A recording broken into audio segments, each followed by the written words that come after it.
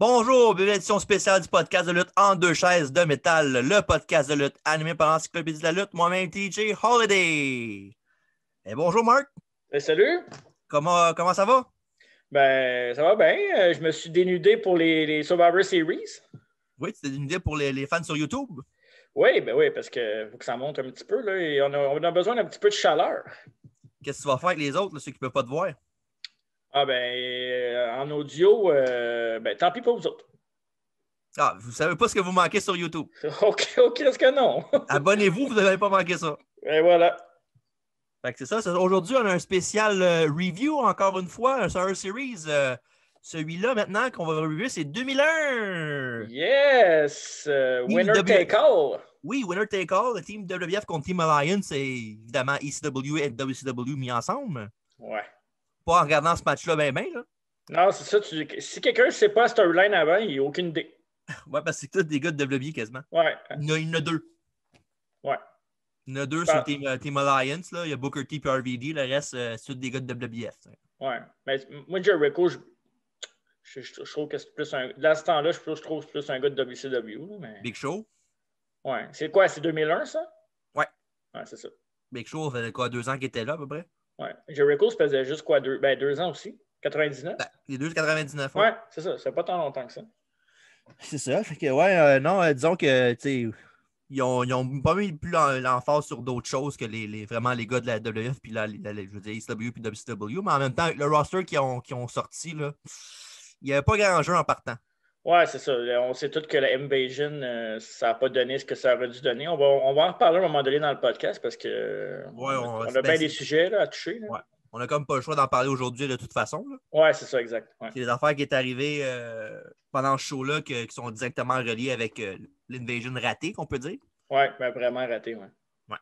C'est plate parce que si on avait pu mettre tout vraiment Big Star contre Big Star, WCW contre WWE, ça aurait été tellement malade, là. Ouais. On aurait pu avoir tout un show. Mais ça, tu sais, regarde, comme je te dis, on va en parler, là, ça va avec. Là. Ouais. Mais pour commencer, Survivor Series 2001, c'est devenu en direct du Greensboro North Coliseum à Greensboro. Ben oui. En Caroline du Nord, évidemment. Le 18 novembre en 2001, évidemment aussi encore. J'aime ça, c'est évidemment, ça va. 18 novembre, ça c'était cette semaine? En 2001, oui. En 2001, cette semaine? Ouais. J'ai pas vu ça à la TV cette semaine, en tout cas. Non. Fait que c'est ça. C'est en direct de Greensboro, en Caroline du Nord. Hey, ça fait 20 ans? Ouais, 20 ans de ça. 20 ben non, ans. pas tout à fait. 19, excuse. 19 ans, ouais. 20 ans, ça va être l'année prochaine. Ouais, si on se rend. On se le souhaite.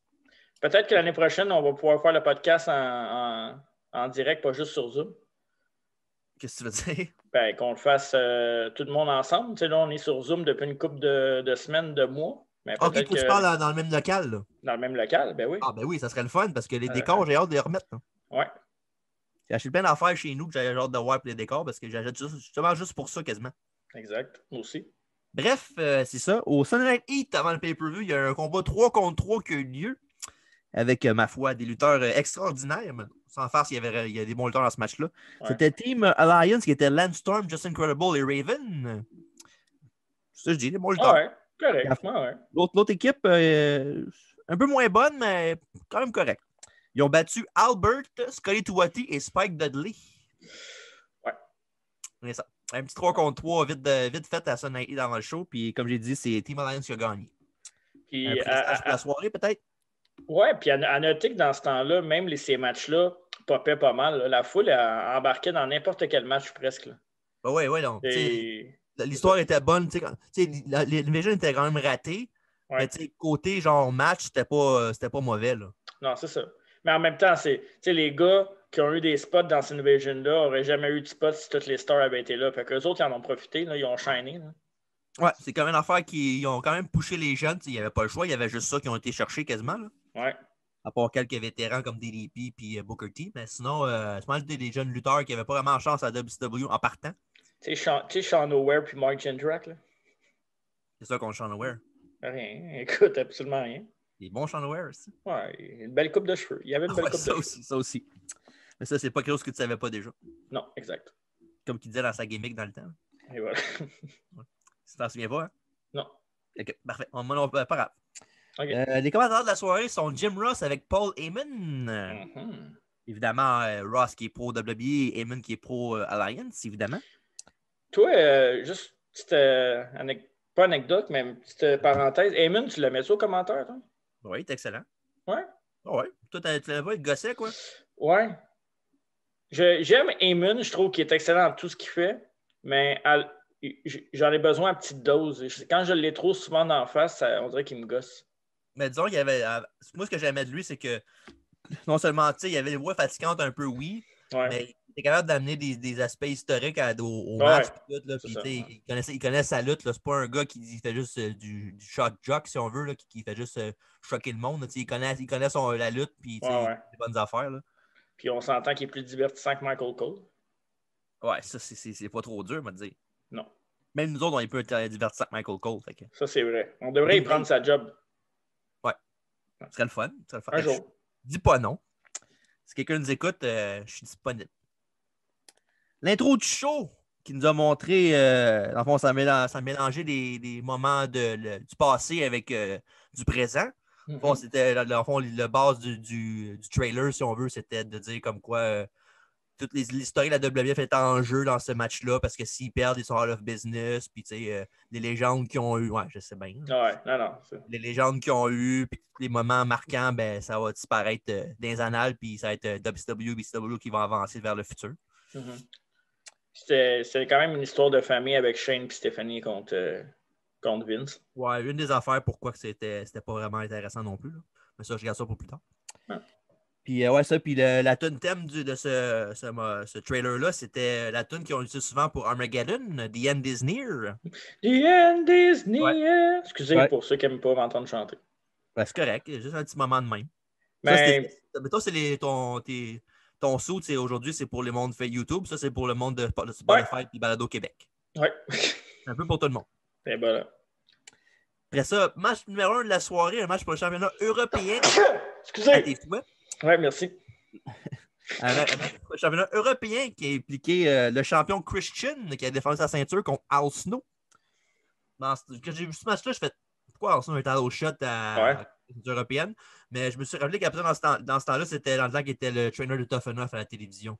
Ah ouais. T'es bon à Tough Enough en plus. Ouais, non, il était excellent à Tough Enough à Al Snow. Ah ouais. Puis, ça, je pense que c'est pour ça, genre, je pense que, comme ils ont dit aux commentaires, je ne l'ai pas vu, puis je n'ai pas regardé le hit avant. Mais il disait comme quoi ça donnait un argument qu'il y avait eu entre les deux. Dans le Christian l'avait insulté en disant qu'il n'était pas un bon trainer, puis les gars de Tough Enough vous tirer à rien. Il n'y a pas eu tout à fait de tort. Hein? Non. À part pour quelques exceptions. Là. Puis Maven n'en fait pas partie. Non, malheureusement. Ben, il était correct à un moment donné. Il était un an à peu près qui était correct. Après ça, ça a été la vente descendante. Là, mais... Il a été champion hardcore. Oui, champion hardcore. Ouais. Il a fait une excellente équipe avec Simon Dean aussi que j'ai bien aimé. C'est vrai. Ouais, en tout cas. Bref, c'est ça. Puis, comme j'ai dit, c'est une affaire qui est arrivée à cause que les deux sont destinés à Heat la même soirée. Ça, le match a commencé lentement avec la Heat sur Al Snow, parlant de Sunday Night Heat. Et pour Christian, jusqu'à temps que Al Snow lui tient les deux bras puis il lui fasse une coupe d'headbutt sur le chest. Avec, il a fait un gros smile juste avant, il était bien content. Et après ça, c'est suivi d'une colonne derrière la tête pour un compte de 2. Puis là, il faut à noter aussi qu'Al Snow n'était pas en gimmick avec Ed là, non plus. Là, non, c'était Al Snow Tough Enough Trainer. Là. Il avait le même saut qu'avant, mais c'était pas... C'est ça, il n'était pas une gimmick. Ouais. Puis avant de continuer sur le review du match, je m'en suis rappelé un coup que la toune a parti, là. Mais l'entrée de Christian, la toune des 3 Christian était écœurante. Ouais. Pendant qu'il était écœurante. J'ai entendu ça, je capotais. C'est là en crise, cette chanson-là. Ouais. Il aurait dû la garder. Ouais. Ben, c'est ça. Question de goût, j'imagine. Exactement. Et après ça, on a eu un super kick d'Al Snow pour un compte de 2. Un super kick. Ça aurait été Matt Jackson, ça aurait été fini. Ça a été suivi d'un sell-out Spinebuster pour un autre compte de 2. Mais après ça, après un reverse DDT de Christian, Snow a réussi à faire un small package pour 2. Ça a été vers la fin du match. Alors, ça a fait son finish qui s'appelle le Snow Plow. Dans le fond, c'est comme un genre de. Il pogne en side slam et il fait tomber sa tête. Ouais. Un genre de brainbuster, mais en position de slam ou dans une position de souplex. Ouais, c'est un beau finish. Ouais, c'est un très beau finish pour vrai. Christian a mis son pied sur la corde au compte de 2. Fait que Arsenault est en crise, fait qu'il s'est mis à le courir autour du ring. Puis quand il est monté dans le ring, ben Christian donnait un coup de pied sur la corde. Il en a profité pour faire le pas beau, l'Unprettier. Unprettier, yeah. Ouais. Puis c'est un excellent finish. Ouais, ça a été suffisant pour évidemment le compte de 3 et garder sa ceinture européenne. Christian, toujours champion. Tu sais, c'était un match. Moi, je trouvais que c'était un match classique de lutte. Là, un peu comme si tu montrais comment lutter à Tough Enough. Classic heel, le face sans. Mais Arsenault est un peu plate quand il n'est pas en gimmick. C'est pas le gars le plus divertissant, mais Christian en heel, c'est toujours gagnant. Là. Ouais. Puis c'est ça. Puis moi, j'ai dit c'est un match bien correct avec une fin logique. Là, c'était quelque chose de. Ils ne sont pas cassés la tête. Là, c'était pas 26 counters. Puis ils ont fait ça simple. Puis ça a fait que ça va être une bonne fin de match. De toute façon, c'est pas le genre des deux gars de se compliquer non plus à la tête. Ils font des bons matchs solides. Puis that's it. C'est ça. Faites la job. Puis on passe au prochain match. Opener, c'est toujours bon un match de même pour un opener. Oui, pour vrai. Après ça, on a eu Austin et Debra qui sont arrivés dans le locker room de son locker room à lui, dans le fond. Ouais. Il y avait de la visite de le reste de Team Alliance avec Shane, Stephanie, Booker T, RVD. Je pense que c'est tout, je pense. Non, il y en manque un. Kurt Angle. Kurt Angle, oui, c'est ça. Un chum Kurt. Mais oui. On salue. Et puis ça, puis ils sont arrivés, puis Stephanie était posé à Austin la question s'il pouvait lui faire confiance, parce qu'à SmackDown, ça a l'air que lui et Vince ont changé un petit sourire. Fait que là, l'Alliance capote, puis là, Austin leur dit de pas s'inquiéter avec ça, puis comme quoi, il était avec Team Alliance à 100%, puis que même s'il y a 1 contre 5, il va tout faire pour gagner le match, puis il va réussir. Ouais. Puis évidemment, tout le monde pendant ce temps-là, il disait OK, ben si lui, il n'est pas capable de leader l'équipe, moi, je peux leader l'équipe, je peux être un bon capitaine. Qui ça? Les autres RVD disaient je peux être capitaine, Angle peut dire je peux être capitaine. Tu sais, plus les choses changent, plus ça reste pareil. Hein? Mm-hmm. Booking tout le temps, la même affaire. Ouais. Mais plus tard, ça en affaire. Genre, la seule affaire que dans l'histoire, Austin avait-tu été avec McMahon dans ce temps-là? C'était-tu avant ça? Le WrestleMania avec Simic avec Vince? Oh, c'est après ça. C'est après, hein? Ouais. Okay. Il était avec Vince. Après ça, il y a l'affaire avec Triple H, évidemment, jusqu'à temps qu'il lui se blesse et qu'il soit out pour une couple de mois. Mais c'est ça, le oui, vas-y. Survivor Series qu'on review en ce moment, ça, c'était avant qu'il aille avec Vince. Non, c'était après. Après, ouais, OK, c'est ça. Fait que le sourire fait du sens dans le sens qu'on s'est déjà allié une fois, ça pourrait revenir une deuxième fois, là, dans la promo. C'est dans le temps qu'Austin faisait tout le temps des petits câlins à Vince, là, puis il était genre... il était affectif au bout avec. Là, puis il chantait là, avec Kurt. Là. Ouais, avec Kurt, puis chapeau de cowboy, puis tout ça. Là. Ouais, c'est ça. Exactement. Ouais. Bon temps dans ce temps-là. Dans ce temps-là, ces trois-là ensemble, là, ça sauvait le show pas mal. Là. Ouais, c'est vrai. Fait que c'est ça. Puis évidemment, Austin a dit qu'il pouvait leur faire confiance, comme je disais tantôt. Puis ça a donné que tout le monde était bien content de ce qu'il avait dit. Puis ils sont tous partis chacun de leur côté en laissant Austin avec des bas tranquilles. Et ça, quand tu parles de AEW puis tu dis plants des seeds, là, c'est un seed de planter à SmackDown et à ça, parce qu'avec la fin du show, on va voir que il nous attire quelque part pour aller ailleurs. Là. Ouais, c'est pour ça que des fois, il y a des affaires, plus tard dans le show, ils disent des affaires, maintenant, genre, ça paraît anodin, mais tu vois, après ça, c'est pour ça qu'ils ont dit ça. Ouais, exact. Comme je vais dire, j'en parlais tantôt. Après ça, on a Vince et Linda qui étaient ensemble backstage. Évidemment, Vince, qui est très charismatique et capable de parler. Dans ce cas, Linda, c'est le contraire. Ouais.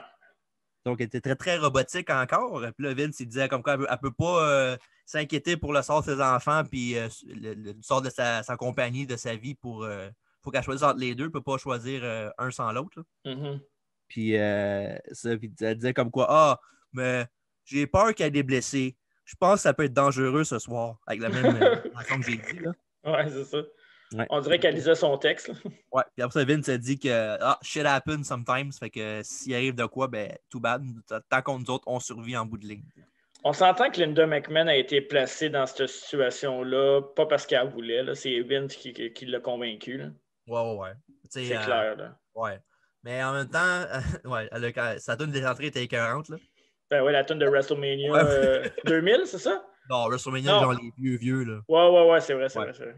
Puis, je sais pas si tu viens, elle a fait un heel turn, tu te souviens-tu? C'est-tu quand elle a slappé Stephanie, non? Non, ça était fait dans son encore. Là, quand elle avait donné un coup d'un gosse à Jim Ross, puis elle avait renvoyé en même temps que les deux autres. Ouais, c'est vrai. C'est malade, ça. Ouais. They are your fired, criait d'un gosse. Oui, il y a deux affaires, je me souviens d'elle. Il y a ça, puis I want a divorce. Ouais, c'est sûr. Puis Vince avec son petit golf. Ouais. Malade. Après ça, Michael Cole arrive pour parler au McMahon. Yes. Il dit comme quoi, Vince, il dit, t'as l'air inquiète, as-tu peur que ce soit ta dernière soirée à job? Si seulement.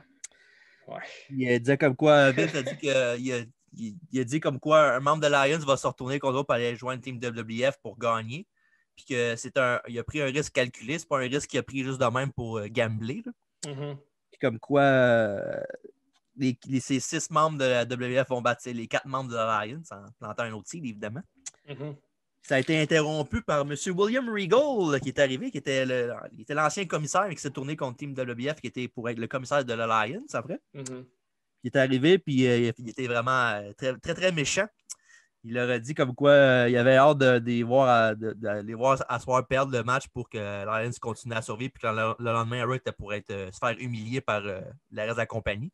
Ouais. Dans le fond, lui, en beurre épais, il disait comme quoi j'ai hâte que le malheur vous arrive, j'espère que vous allez prendre la porte, être dans la rue et tout. Ça, c'était un seed. Un autre seed qu'ils ont planté pour le lendemain à Raw, qu'on va parler plus tard. Ouais. Fait que c'est ça. Match pendant William Regal. Match numéro 2. Match impliquant lui-même, William Regal, qui a affronté Tajiri, son ancien collègue, si on veut dire. Collègue alors. Collègue alors. Puis Tajiri était censé affronter X-Pac pour unifier les titres européens, Light Heavyweight et Cruiserweight, mais X-Pac était blessé. Donc, c'était leur plan B. Ben, c'est correct. Either way, ça aurait été un bon match. Oh ouais. C'est sûr que ça change un peu le style. Là. Ouais. Disons qu'X-Pac en 2001, il y avait beaucoup d'X-Pac Sox, là, puis parce que, tu sais, j'ai regardé ça dans le temps, puis, tu sais, il perdait presque jamais X-Pac. Il était quasiment aussi protégé que Bobby Lashley aujourd'hui. C'est vrai, il perdait jamais, il arrivait jamais à rien. Puis, tu trouves que Bobby Lashley est protégé, toi? Hein? Bobby Lashley est protégé? Ben, Chris, quand est-ce qu'il perd Bobby Lashley? Ben ouais, mais contre qui gagne? C'est pas contre, tu sais. Ben, est-ce qu'il arrive jamais? Il arrive jamais rien. Ouais, je sais bien. C'est ça qu'on appelle protéger quelqu'un. Depuis qu'il a perdu contre Drew, ben, il n'a pas perdu, il perd jamais, puis il arrive jamais rien. Non, en tout cas, c'est ça. C'est une autre affaire. On va en parler à Noé bientôt, Bobby Lashley. J'aime mieux X-Pac protégé que Bobby Lashley, pareil. Là. Ben, en 2001, là, on a fait le tour avec X-Pac. Moi, j'aimerais mieux X-Pac aujourd'hui que Bobby Lashley, là, mais bon, ça, c'est un choix personnel. Ouais, c'est un débat pour l'autre journée. Ouais, X-Pac contre Bobby Lashley, le podcast. Wow! Oh. On va faire leur carrière un back-to-back, on va les comparer. Yes, c'est bon. Bref, à suivre.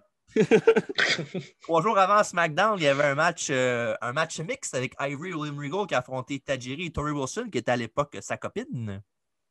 Elle a-tu les chums Tori Wilson dans la fédération, elle? Elle a eu lui, elle a eu Maven, elle a eu Billy Gunn. Elle en a eu d'autres, je pense aussi, là. Ben, évidemment, Behind the Scenes, c'était avec Kidman, là. Le chanceux.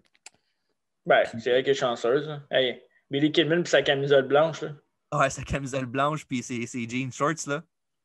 Malade. Ouais. Puis, ouais, c'est ça. Fait qu'à la fin du match, pendant le match, plutôt, Regal a pris Tori puis il a fait son Regal Stretch. En fond, c'est un STF, si on veut. Mm-hmm. Évidemment, ben, c'est un méchant parce qu'il fait ça à une femme. Ouais, c'est vrai, je me souviens de les femmes dans ce temps-là, ils se faisaient brasser pas mal. Ben oui, dans ce temps-là, c'était pas comme aujourd'hui. Là.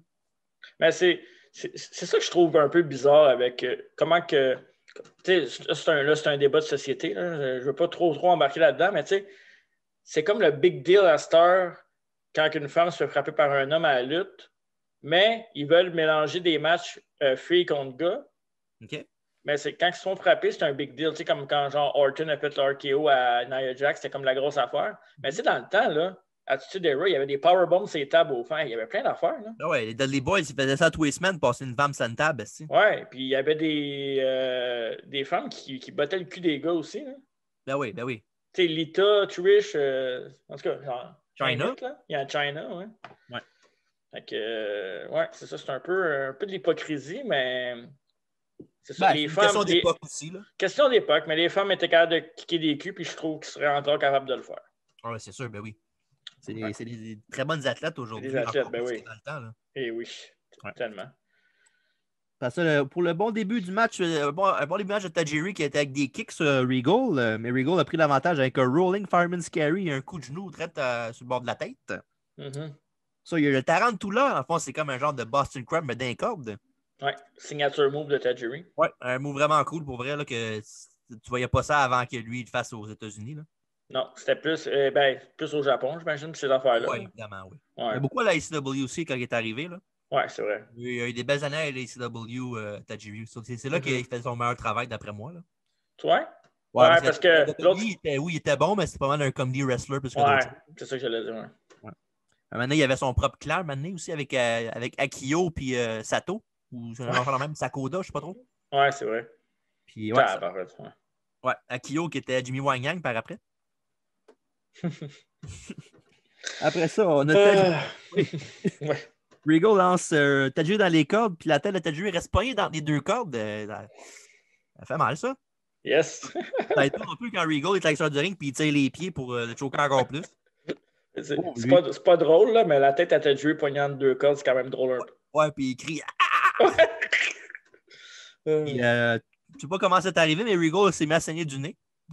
Peut-être. Regal saigne souvent dans ses matchs. Oui, c'est vrai. Sûrement peut-être dans peut-être un des kicks au début, peut-être qu'il l'a pogné et qu'on l'a pas vu avant qu'il monte un gros plan sur sa face. Là. C'est pour ça qu'à chaque fois qu'il fait des speeches, il fait My bloody nose ou A bloody mess. Ou... Ouais. Bloody hell. Et après ça, pour la fin du match, Tajiri a tenté son buzzsaw kick, mais Regal s'est baissé la tête. Après ça, il l'a pris avec un Tiger Bomb. Dans le fond, c'est comme un. Il pogne en position de pedigree puis il lève dans les airs en powerbomb. Il a fait cette prise-là pour gagner le match et battre Tajiri. Ouais, pour unifier les titres. Non, il n'y a pas de titre. Non, c'est vrai, ça n'a pas été fait parce que X-Pac n'était pas là. Ouais, excuse. Cruiserweight, là. Ouais, excuse, ouais. Puis c'est ça, victoire de Regal. Puis après le match, il a fait attendre de partir puis il est revenu faire un autre Tiger Bomb à Tajiri. Mm-hmm. C'est là que Torrie Wilson est arrivé pour checker son copain. Tajiri, c'était correct. Et Regal, évidemment, en trou de cul. Il était revenu, puis il a fait un autre Tiger Bomb à Torrie Wilson, encore une fois. Pauvre Torrie Wilson. Oui, encore une fois, pour se racheter une couche de plus de heat pour le lendemain à Raw. Ça a marché. Ouais. Sinon, le match court quand même. Un bon match. Ouais. Tu sais, une bonne job après, comme j'ai dit, une bonne job après le combat pour racheter une couche de heat de plus sur Regal. Là. Ouais. Puis non, c'est ça. Disons que le match était court, comme j'ai dit, mais il a fait un bon match pour les minutes qu'il y avait. Là. Ouais, c'est ça. C'était juste correct. Ouais. Bref, après ça, on va du footage de la rivalité entre Edge et Test. Test a fait perdre un match à Edge pour la ceinture hardcore contre RVD à SmackDown. Évidemment, Edge était champion intercontinental à l'époque. Mm-hmm. Et dans un match entre les deux, Test a battu Edge pour gagner la ceinture quand il avait le pied d'un corde. Pour Test a gagné la ceinture. Dans ce temps-là, il était champion par équipe et champion intercontinental. Test? Oui, dans ce temps-là, il était vraiment poussé. Là. Ça arrivait une fois de temps en temps qu'il y avait vraiment des gros pushs. Là. Ouais. Ben, tu sais, Test, c'est un bon lutteur. Là. Oui, en plus, il y avait le look là, pour être un gars qui est bien seté. Ouais, il n'y avait juste pas de charisme, mais tu sais, ça, il y en a plein qui n'en ont pas. Puis pour vrai, les côtés matchs, là, c'est rare qu'il faisait des mauvais matchs. Hein. Non, c'est sûr. Pour un big guy. Là. Ouais. Et après ça, Edge a réussi à battre Kurt Angle, le champion des États-Unis, à une édition de Raw. Mm-hmm. Et c'est là qu'après ça, M. Mick Foley, qui était le commissaire de la WBF, a mis ce match-là dans le fond, le titre d'unification en jeu. La ceinture US de Test, la ceinture US de Edge et la ceinture intercontinentale de Test. Mm-hmm. Ils ont combiné les deux. Ouais. Et ça n'a pas fait de Rigetti, mais ça va être un bon match. Ouais, moi, là, tu vas faire le review de ce match-là, mais moi, c'est. Sans dire que c'est mon match de la soirée, c'est une mention honorable parce que pour moi, le meilleur match, c'est le main event. Là.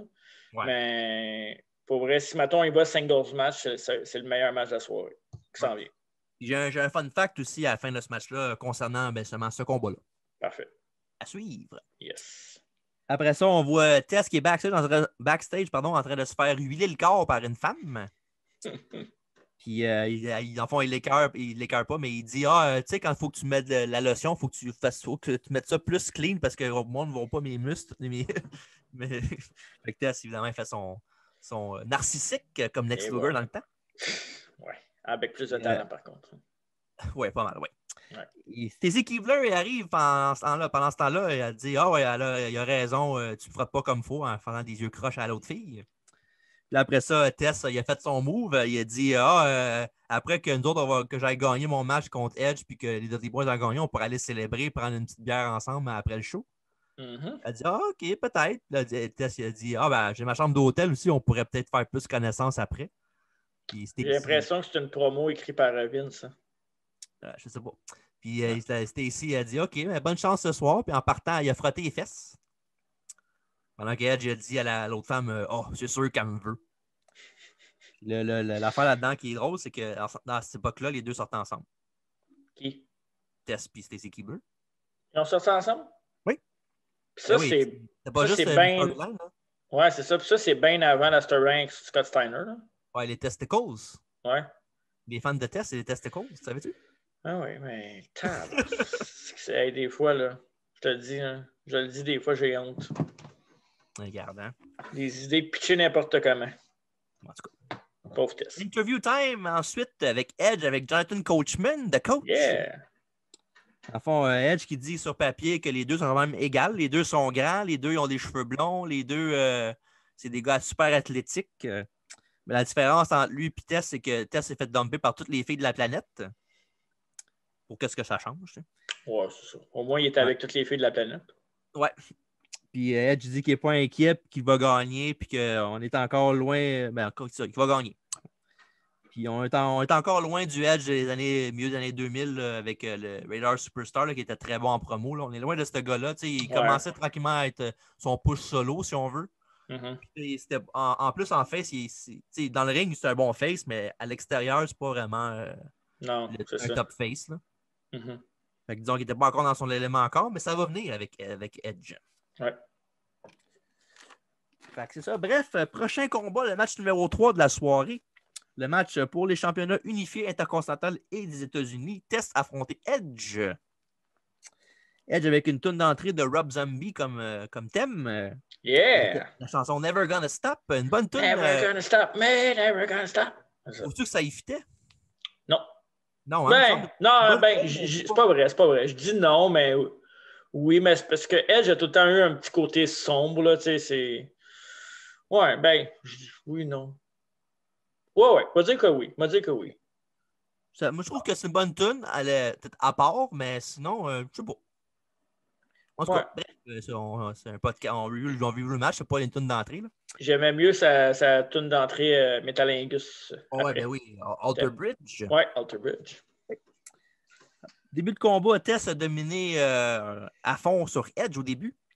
Edge a renversé la vapeur avec un running neck breaker, mais c'est de courte durée quand Tess lui fait un stun gun suivi d'une clothesline et d'une coupe de punch à la tête. Avantage Test. Yes. Missile dropkick de Edge pour un compte de 2. Après ça, Tess avec un power slam pour un autre 2. Ensuite, Edge a essayé un Sunset Powerbomb de la troisième corde, mais Tess en est sorti. Après ça, Tess il a sauté, mais il a reçu un dropkick sur le chest, on va le dire, pour un double down. Après ça, il y a Edge avec un comeback de face, un facebuster pour 2, un Edge-O-Matic, dans le fond, un reverse X-Factor, si on veut. Ouais. Pour un autre contre 2. Après ça, Tess a été avec un Pump and Slam Powerbomb qui a été renversé en Hurricane Rana par Edge pour encore un autre near fall. Après ça, on a eu un Spear de Edge qui était devenu par après son finish, mais dans ce temps-là, ça ne l'était pas. Fait que Tess a dégagé à 2. Dans ce temps-là, son finish, c'était un DDT, hein? Le Elevated DDT, c'est ça? Dans mon prochain. J'étais pas dire. Execution DDT, tout de suite après ça, qui a été counteré avec Tess, mais qui avait fait un full Nelson Slam. Mais malheureusement pour lui, Edge a renversé ça avec un genre de flip par en avant pour le hockey les jambes, mais le piné 1-2-3 pour devenir champion unifié. Oui. Très bon match, solide match. Ouais. Et les deux étaient des grands chums, puis ils avaient une bonne chimie ensemble, ça a apparu. Là. Ouais. C'était pas stiff, mais tu sais, les coups rentraient bien. Là, tu voyais que, comme tu dis, la chimie était là. Il manquait un peu de charisme dans le match, là, parce que c'était pas mal la faiblesse des deux dans ce temps-là. Là. Ouais, c'était crisp, les moves rentraient, puis il n'y avait pas de temps mort, puis il n'y avait pas de bout de botché non plus. C'était vraiment une bonne job des deux. Là. Question comme ça, à propos de Tess. Oui. Est-ce que, quelque part dans sa carrière, tu aurais donné une chance pour un titre mondial, toi? Pas à ce point-là. Avec le bon manager, mettons, non? Non, je l'aurais comme Title contender, j'ai pas de problème. Mais champion tout court, non. Non? Il aurait pu le faire dans le temps de la ICW, là, quand il Ouais. l'avait ressorti. Là. Mais tu sais, il y a eu des Tantôt, gens. justement, contre le gars qu'on parlait tantôt, Bobby Lashley, il y avait une coupe de Ouais. match avec. Dont un au Rumble 2008, je pense. Mm-hmm. C'était pas écœurant. Ah, Mais okay. donc, ouais. En tout cas, je sais pas, je le ferais pas. Toi, tu le ferais-tu? Je l'aurais fait, pas pour longtemps, hein, Okay. mais moi, ce que je me demande plus, est-ce que je l'aurais fait en face ou en heel? Mais tu sais, mettons, là, En heel. Non, c'est sûr que ça aurait été en heel. Là. Ouais? Ouais, c'est pas un bon face. Là. Ouais, c'est vrai. À part peut-être pour les jeunes filles, peut-être. Là. Ouais, mais dans le temps qu'il était Ça contre paraît Triple bien. H, je trouve qu'il a perdu bien du momentum après, mais tu sais, le nombre de personnes qui ont perdu du momentum contre Triple H, il y en a beaucoup. On pourrait faire un podcast juste là-dessus. Ouais, c'est vrai. C'est plate, là, c'est un de mes lutteurs préférés, mais ouais. Es-tu prêt pour le fun fact? Vas-y donc voir. Le fun fact du match, dans le fond, c'est que Edge et Tess avaient pratiqué le match avant le show. Mm-hmm. Puis, ils ont pratiqué le spot de la fin, là, le flip en pin. Mais Edge est tombé sur la tête. OK. Fait qu'il il était commotionné tout le long de la soirée. Même dans le match, il ne sentait pas à 100%. Mm-hmm. Mais vu qu'il était grand chambre avec Tess, puis il y avait de la chimie ensemble pour avoir travaillé beaucoup de fois ensemble, ça n'a pas paru. OK. Donc, il est tombé sur la tête, puis il était dans les vapes pour le reste de la soirée. Mais quand tu regardes le match, ça paraît pas pantoute. Ouais, mais en même temps, il y a bien des lutteurs qui luttent commotionnés et qui le disent pas. Là. Ouais, non, ça c'est sûr que oui. Là. Ça, c'est clair. Là. Surtout dans un pay-per-view prestigieux comme Survivor Series, parce que, OK, ça paraît pas toujours que c'est prestigieux, mais pour un fan de lutte puis pour un lutteur qui va lutter à WWE, c'est un pay-per-view prestigieux. C'est un des Big Four. Là. Ouais, disons qu'il y avait, dans ce temps-là, il n'y avait pas beaucoup de monde qui était genre, hâte de blesser dans le match puis que le ref faisait le signe, le X là, avec ses bras là, pour dire pourquoi il est blessé. Ça n'arrive pas souvent. À ce soir, ils le font plus. Là, parce que c'est plus à regarder à la loupe. Qu'est-ce qu'ils font? Tu ne peux pas mettre un gars qui vient d'avoir mangé, qui se fait casser le bras et ne peut pas le laisser dans le match. Il faut absolument qu'il arrête le match. Là. Malheureusement. Ou heureusement pour eux autres. Ouais, ça dépend. Ça dépend pour qui. Ça dépend pour qui. Après ça, on a Stephanie McMahon qui est en backstage, qui a l'air inquiète, qui fait les 100 pas dans son locker room. Quand Kurt Angle arrive la voir, on sait qu'il y avait eu un petit peu d'histoire entre ces deux-là, un petit peu avant, l'année d'avant, à SummerSlam. Quand Stephanie avait un petit crush sur Kurt Angle, et peut-être vice-versa, mais il s'avait même embrassé à un moment donné. Quelle storyline, c'était malade. Ça. Oui, c'est des feux de l'amour x100, là, mais c'était très bon. Puis après ça, il arrive, puis là, il dit comme quoi, Stéphanie, il dit si tu sais pas ce qu'on a en jeu ce soir, si je perds le match, puis si on perd tout ça, là, moi, devenir une personne normale, il va falloir que je fasse mon épicerie, il va falloir que je fasse mon nettoyage, il va falloir que je clean ma propre toilette. C'est fin pour nous autres, ça? Ben, c'est une McMahon, hein, tu t'attendais à quoi? Ouais, c'est vrai. Puis en même temps, c'est de la heat en même temps. Ouais, c'est vrai. Puis Angle, il dit de pas s'en faire avec ça, qu'il croit à ça à 100% qu'il est dans l'Alliance, puis que il sait il est assuré qu'il ne se tournera pas contre lui. Ouais. Mm-hmm. Un petit tigre de planter, un petit red flag, ça. Ouais, exact. Quoi qu'il est si sûr, lui. Ouais. Mais bref, Stéphanie est satisfaite de sa réponse et c'est ça qui est ça. Ça y en prend pas gros pour être satisfaite, surtout quand c'est Kurt. Peut-être. Ça l'a peut-être aidé. Ouais. Après ça, encore backstage, on voit Lita qui parle avec Jeff Hardy, qui lui demande qu'est-ce qui se passe avec Matt Hardy ces derniers temps parce qu'il a l'air un peu. Il est bizarre, il agit bizarrement avec elle puis avec le monde. C'est là que Matt Hardy sort du locker room Team WWF puis qui dit le gars, vous parliez, vous autres?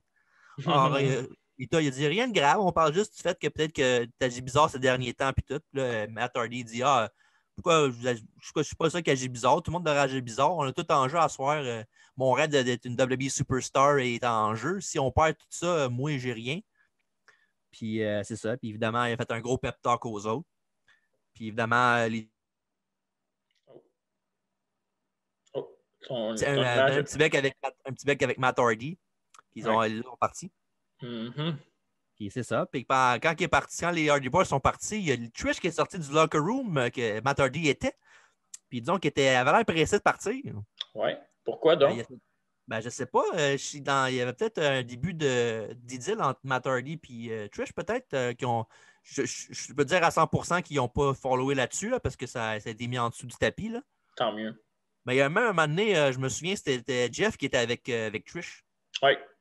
Ben, ils se sont embrassés, non? Non, c'est pas vrai, non. Je pense dans le temps de l'Alliance, justement, c'est dans le temps d'Invasion, l'autre pay-per-view.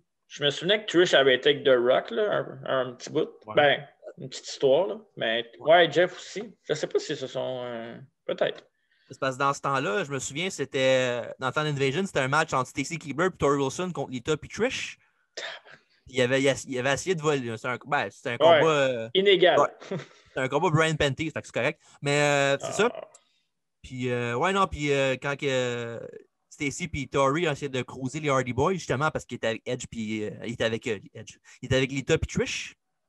D'où le pourquoi que je me souviens que Jeff était avec Trish. Ça m'étonne que Jeff Hardy n'a pas eu plus d'histoires de romance puis de love story comme ça, parce que c'est quand même un gars populaire. Les filles le trouvent quand même de leur goût. C'est un gars qui aime le risque, un style bien à lui. Là. Mm-hmm. Ça m'a étonné qu'ils n'ont pas plus donné de trucs comme ça. Je sais pas. En plus, c'est un gars, les filles disent ça souvent, là, c'est un gars mystérieux. Là, wow. Ouh. Un peu comme toi avec ta lumière. Hein? Ouais, un peu comme toi avec ta lumière, t'es mystérieux. Oui. Sur ceux qui ne voient pas. Ouais, c'est ça. Ouais. Si vous ne voyez pas, ben, Morgan de dire sur Spotify Palado Québec. C'est ça.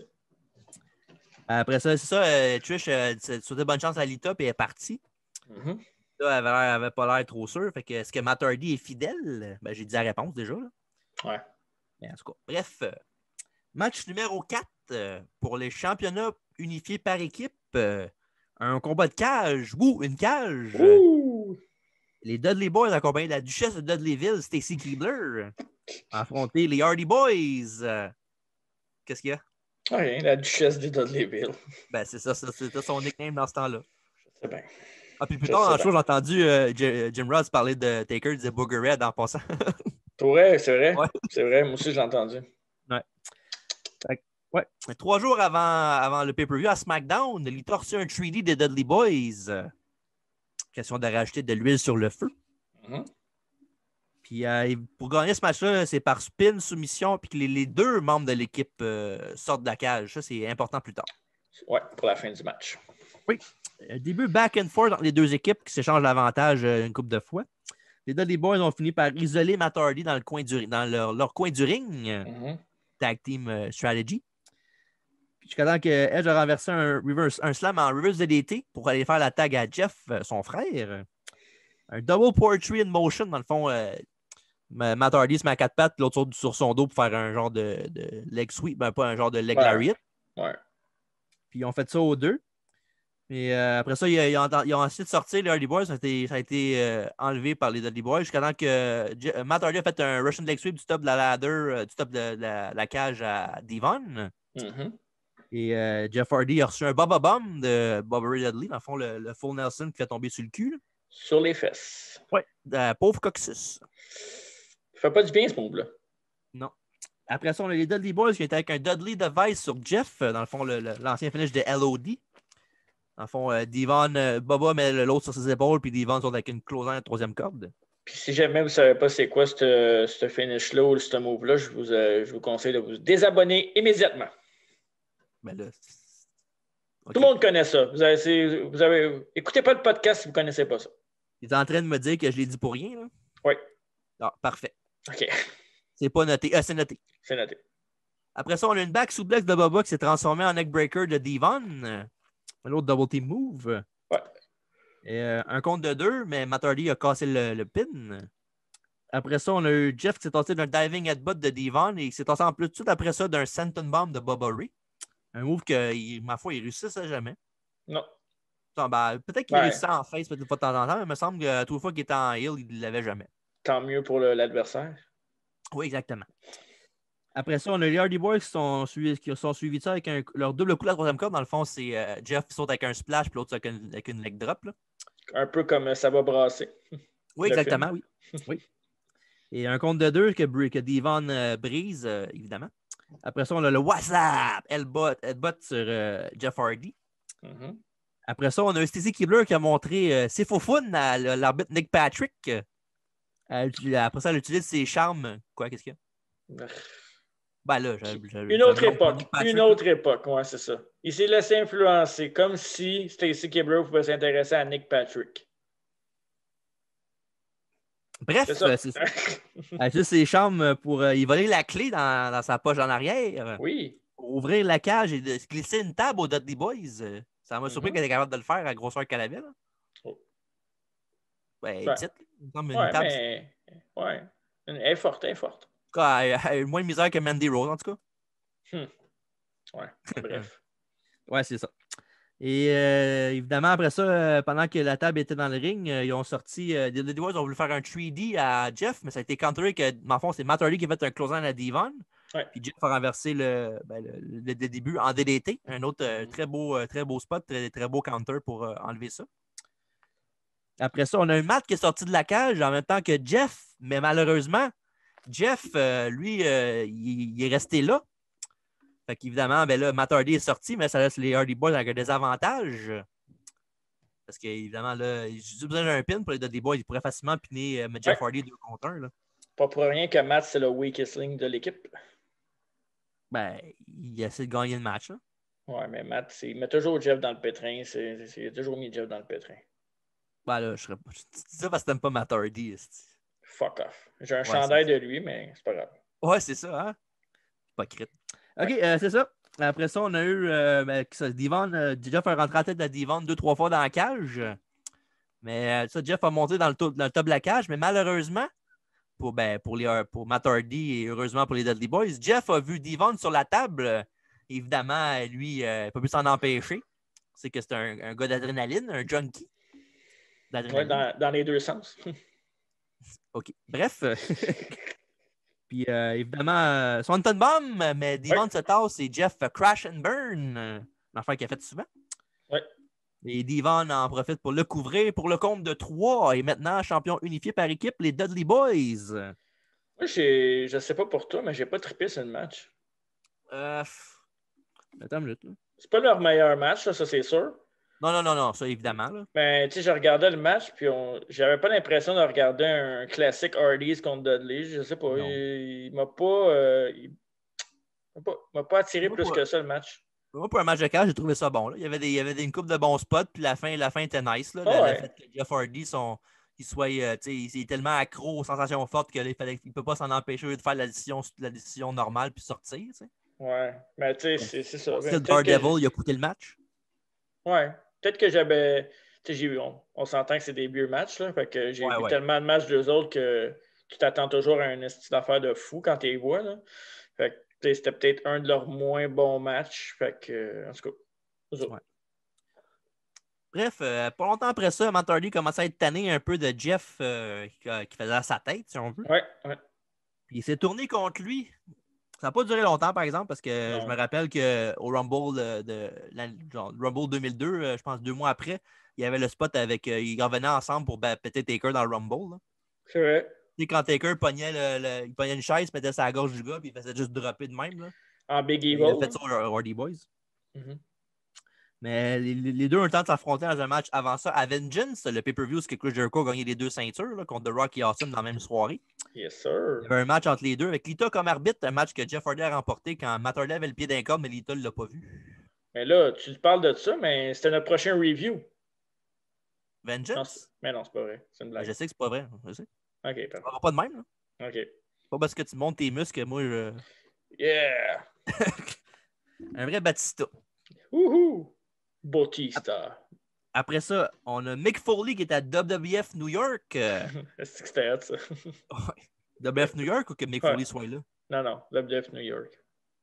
C'était le fun dans SmackDown. Là. Dans les jeux vidéo, c'était le fun de se battre dedans, mais sinon, c'était pas la meilleure décision qu'ils ont faite dans leur vie, mettons. Ouais, c'était pas la paix. Qu'est-ce que c'était contre WWF New York? Ben, non, je parle pas. Moi, personnellement, je m'en fous, là, mais pour eux autres, c'était un gros flop. Là. Ça puis la XFL, c'est 2 des plus gros flops qu'ils ont fait. XFL. Tu compares du football avec. WWF New York, c'était quoi? C'était rien, dans le fond? Ben, ça coûtait beaucoup d'argent le louer, puis le monde disait que la bouffe n'était pas écœurante, puis il chargeait trop cher pour le 3/4 des affaires. C'est un peu comme au Centre Bell, la bouffe n'est pas écœurante, puis l'équipe n'est pas bonne. Ça, c'est pour un autre podcast, là. OK, parfait. On checkera ça à Poche Bleue, peut-être. Abonnez-vous. À Poche Bleue, puis à nous autres. Ouais. Mick Foley dit qu'en étant commissaire de la WBF, il devrait être là-bas, mais au lieu de ça, il est pogné, si on veut, avec la WBF New York. Ouais. Il dit mais c'est à cause de Vince qu'il dit d'aller là-bas, parce que je sais pas pour quelle raison qu'il dit. Ben, pour rentabiliser le fait qu'il vendait pas assez de billets. Peut-être, oui. Ouais. Il disait ça en finissant que tant son temps qu'il doit répondre à Vince McMahon, ben, le poste de commissariat, c'est une joke. Puis il dit comme quoi, il a passé 3 ans à la WWE, mais 6 belles années à la WBF, puis que son cœur, évidemment, était avec Team WBF. Puis si ça arrivait qu'il gagnait, mais il irait sur un avion pour le lendemain à Raw, puis il y aurait des affaires à dire à Vince McMahon. Il y aurait affaire à lui. Oh.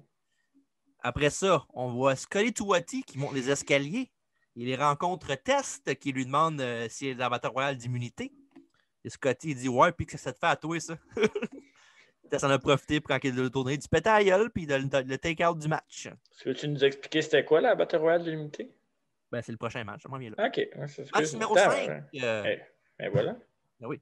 À la place d'enchaîner, je te donne la balle, puis t'enchaînes pas, Chris. C'est parce que j'enchaînais déjà avec cette affaire-là, je peux pas dire. C'est mon prochain point. OK, parfait. Tu jump le Billy Gunn. Match numéro 5, Battle Royale d'immunité, avec des membres de la WBF et de la Team Alliance, évidemment. Et le but du match, en fond, c'est le Battle Royale bien normal, sauf que le gagnant du match, peu importe le côté de quelle fédération gagne le main event, le winner take all, il va garder sa job pour au minimum 1 an. En fond, c'est comme, mettons exemple, Landstorm gagne, mais que Team Alliance perd. Ben, Landstorm va être 1 an à la WBF. Ouais. Fait que, bref, c'est ça. Dans le Battle Royale, on a, et je cite, Justin Credible, Landstorm, Raven, Diamond Dallas Page, comme quoi il a pas mal baissé depuis l'Invasion, Stevie Richards, Sean Stasiak, Hurricane Helms, Billy Kidman, Tommy Dreamer, Test, qui a take out Scully Tuati pour prendre son spot, le pas fin. Son ancien partenaire, à lui aussi, Albert, était là, avec Bradshaw, Farouk, les APA, Crash Harley, Funaki, Spike Dudley, Chuck Palumbo, Perry Saturn, Billy Gunn et Taz. Du bon stock, ça. Pauvre DDP. DDP, là, en plus que même quand il était dans l'Invasion, là, il se pétait bataille par Taker, puis il était... Ça n'a pas de sens, ça. Même Sarah, s'il le pétait, voyons donc. Ça n'a pas de sens. Ben oui, hein, mais c'est pas un WWE guy, fait qu'automatiquement, il faut le mettre à terre. Hein. Et ça. Pour commencer le match, Stasiak a chargé les APA, mais les APA sont tassés, puis il s'est fait éliminer à travers passer la 3e corde. C'est l'affaire qu'il faisait. Ouais, c'est ça. L'affaire qu'il faisait tout le temps dans les promos backstage. À un moment donné, c'était avec Kurt Angle. Il est dans le bureau de Regal, puis il a foncé dans Angle, mais il s'est tassé, fait qu'il a foncé dans la statue de Regal dans le fond. Là. Ouais, exact. Ouais, il y avait une affaire de personnage, au moins. C'est pas, ben, tu dis ça, mais c'est pas mal une affaire de plus que le 3/4 du monde d'Alliance qui était là. Ouais, je sais bien, mais tu sais, en même temps, foncer dans un mur, c'est pas vraiment un personnage, tant qu'à moi. Ben, c'est un comédiaque. C'est genre, le gars, il est cave, il fonce sur tout le monde, puis le monde se tasse tout le temps, puis à tous les fois, il continue pareil comme un épée. Oh, beau gars. Du divertissement pur et dur. Ah, mais Sean Stasiak, qui était dessus dans. On a fait un review de Halloween Havoc, qui était dessus dans cette gang-là. Ouais, hein? Ouais, ben oui, il était en équipe avec Chuck Palumbo. Ouais, c'est vrai. Hey, t'imagines ça? Mais oui, toi. Ouais. OK. Puis pendant Chuck Palumbo, justement, il était avec Team WBF parce qu'il s'est fait mettre dehors par Team Alliance. Ouais. Pas longtemps après ça, il a fait équipe avec qui? Billy Gunn. Et oui, Billy and Chuck, ça a commencé de même. Ouais, avec le mariage, puis tout. Oui, puis tout. Après ça, on voit Taz qui fait son entrée en retard, ce qui fait capoter Paul Heyman parce que 3 jours avant SmackDown, Heyman s'est fait choker out par Taz avec son Taz Mission. C'est vrai. Oui. Puis après ça, on a Hurricane Helms qui met sa cape pour faire un crossbody sur Farouk, mais qui se fait attraper. Farouk, il fait un stun gun. Après ça, Bradshaw fait un clothesline femelle pour éliminer Hurricane Helms de Battle Royale. Suite après ça, on a eu Albert qui a sorti Saturn avec un Gorilla Press Slam par-dessus la 3e corde. Après ça, on a eu Tess qui a sorti Farouk. DDP a fait son fin finaux en moguant pour la caméra, si on veut, en regardant le hard cam pour faire son petit sourire. Il s'est fait éliminer par Chuck Palumbo pendant ce temps-là qui en a profité pour l'éliminer. Puis après ça, Chuck Palumbo a reçu un double strike kick de Credible puis Storm, dans le fond, les Impact Players, la ACW, pour le faire éliminer. Puis quand il est tombé, je ne sais pas si tu as remarqué, là, t'as-tu vu, il est tombé sur DDP. Il a mangé le super kick. Ouais. Puis en tombant, en faisant son flip, son pied a frappé DDP en arrière de la tête comme. Non, je pense pas, j'ai remarqué ça. Ouais, j'ai remarqué ça, mais puis non, disons que DDP s'en attendait pas, puis ça rentre au poste pas mal. Pas sa soirée à DDP. Non, ben, pas sa compagnie, je dirais aussi. Ouais. Après ça, on a les Misfits in Action. Non, je veux dire, dans le fond, c'est Chavo et Hugh Morris, deux gars qui étaient créateurs de l'Alliance, mais qui n'avaient pas de spot avec Team WBF. Ils sont arrivés pendant le match pour les deux ensemble. Puis ils en ont profité pour sortir beaucoup de monde. Ils ont sorti Credible, Funaki et Raven ensemble. Ouais. Après ça, on a eu. Ben, ça n'a pas duré longtemps pour eux autres. Ils sont fait éliminer back-to-back par Albert et Billy Gunn. Après ça, on a eu Taz qui était un doublé en éliminant Tommy Dreamer et Crash Holly en même temps. Après ça, on a Storm qui va être un Ensuguri à Spike Dudley pour le sortir du match. Après ça, on a Colin Farmel sur Cyril Richards by Lice TV. Taz, après ça, il a profité de faire un trash talk à Paul Heyman. Malheureusement pour lui, c'était une mauvaise décision parce qu'il s'est fait sortir par Billy Kidman tout de suite après. C'est fait éliminer par Billy Kidman. Ouais, c'est pas fort. Ouais. Après ça, parlant de Kidman, lui et Tess ont uni leurs efforts pour éliminer Albert. Après ça, Bradshaw, il va avec. Il était avec un follow slam sur Kidman jusqu'en bas du ring. Un beau spot quand même. Oh ouais. Et après ça, après l'élimination de Kidman, on a le Final Four du match avec Lance Storm, Bradshaw, Test et Billy Gunn. Dave serait content. Ouais, c'est correct. Ben ouais, c'est correct. Après ça, Tess a tassé Lance Storm du match. Et Bradshaw en même temps du même coup. Et là, à la fin, on a Tess qui a fait son big boot à Billy Gunn qui duck, qui va d'un coup de pied dans le ventre, qui a été signalé pour son famous sir. Mais quand il a bouncé d'un corps, Tess est arrivé avec un big boot pour l'éliminer du match et gagner l'immunité. Ben écoute, ce match-là, c'est plate parce que c'est juste des jobbers. Ouais. Mais je pense, selon moi, les deux meilleurs étaient à la fin puis le meilleur a gagné. Non? Les deux meilleurs. Ouais. Ah non, je dis pas ça parce que c'est Dave and Billy Gunn, là, mais. OK, d'abord, c'est le meilleur a gagné? Ouais, définitivement le meilleur a gagné. Ouais, c'est ça. Meilleur de la Battle Royale. Oui. Ben, non, mais... tu parles en général là-dedans, au complet, là. Ben oui. Voilà, Lance Storm, des gars comme Lance Storm, Kidman, je trouve sont meilleurs, là. Que Tess? Ben non, que Billy Gunn. Ah, OK, ben moi je parle que Tess. Moi je trouve que c'est le meilleur lutteur qui a gagné. Ben, Tess, c'est la meilleure option parce que c'est le gars qui était le plus poussé dans toute la gang. Là. Ouais, mais moi, c'est mon préféré. Tu sais, mettons, mis à part DDP, mais si on y va de DDP WWE, je le compte pas vraiment. Fait que moi, je pense que le meilleur lutteur a gagné. Là. Ouais. En tout cas, c'est une Battle Royale correcte, là, une parmi tant d'autres quand tu n'as vu plus que 2-3. Là. Ouais. Ça n'a pas fait augmenter ma note, par exemple. Non. J'ai bien aimé ça, par exemple, que c'est celui qui a attaqué un gars du match pour prendre sa place, puis c'est lui qui a gagné le match. C'est rare, ça arrive. Hein. Ouais, encore là, c'est une autre couche de heat de plus pour lui. Ouais. Fait que là, no matter qui gagne en soir, Tess a une job assurée. Yes. Après ça, on a Booker T avec Shane McMahon backstage. Après le même principe que tantôt. Là. Booker T, il m'en a dit à Shane qu'il ne trosse pas Austin, puis qu'il n'a pas fait tout ce chemin-là pour perdre le match puis se faire kicker out. Là. Évidemment, là, c'est Shane qui va du Peacemaker, il disant comme quoi lui aussi il fait confiance à Austin, puis que s'il ne fait pas confiance à Austin, qu'il fasse au moins confiance à lui-même, à Shane McMahon. Ouais, c'est ça. Booker T, disons qu'il était encore sceptique, mais il a fait OK, c'est bon, je te fais confiance. Fait que Shane avec un petit pep talk. C'est mon Shane. Après ça, match numéro 6 avant la finale. Un six-pack challenge pour le championnat féminin avec Trish Stratus qui a affronté Ivory, Lita, Jacqueline, Mighty Molly et une adversaire mystère que je vais dire après mon prochain fact. À fond, la dernière championne féminine, c'était Chyna qui avait gagné la ceinture. Elle avait battu Lita avant de partir. C'était dans l'entente du mois de mai à Judgment Day. Ouais. Depuis ce temps-là, la ceinture était vacante, mais c'est là ce soir-là qu'ils ont décidé de mettre la ceinture, de sortir des boulamites et de mettre ça en jeu pour un six-pack challenge. Et là, la participante mystère, c'était Jazz Oh, the bitch is back! Oui, l'ancienne lutteuse de la ECW.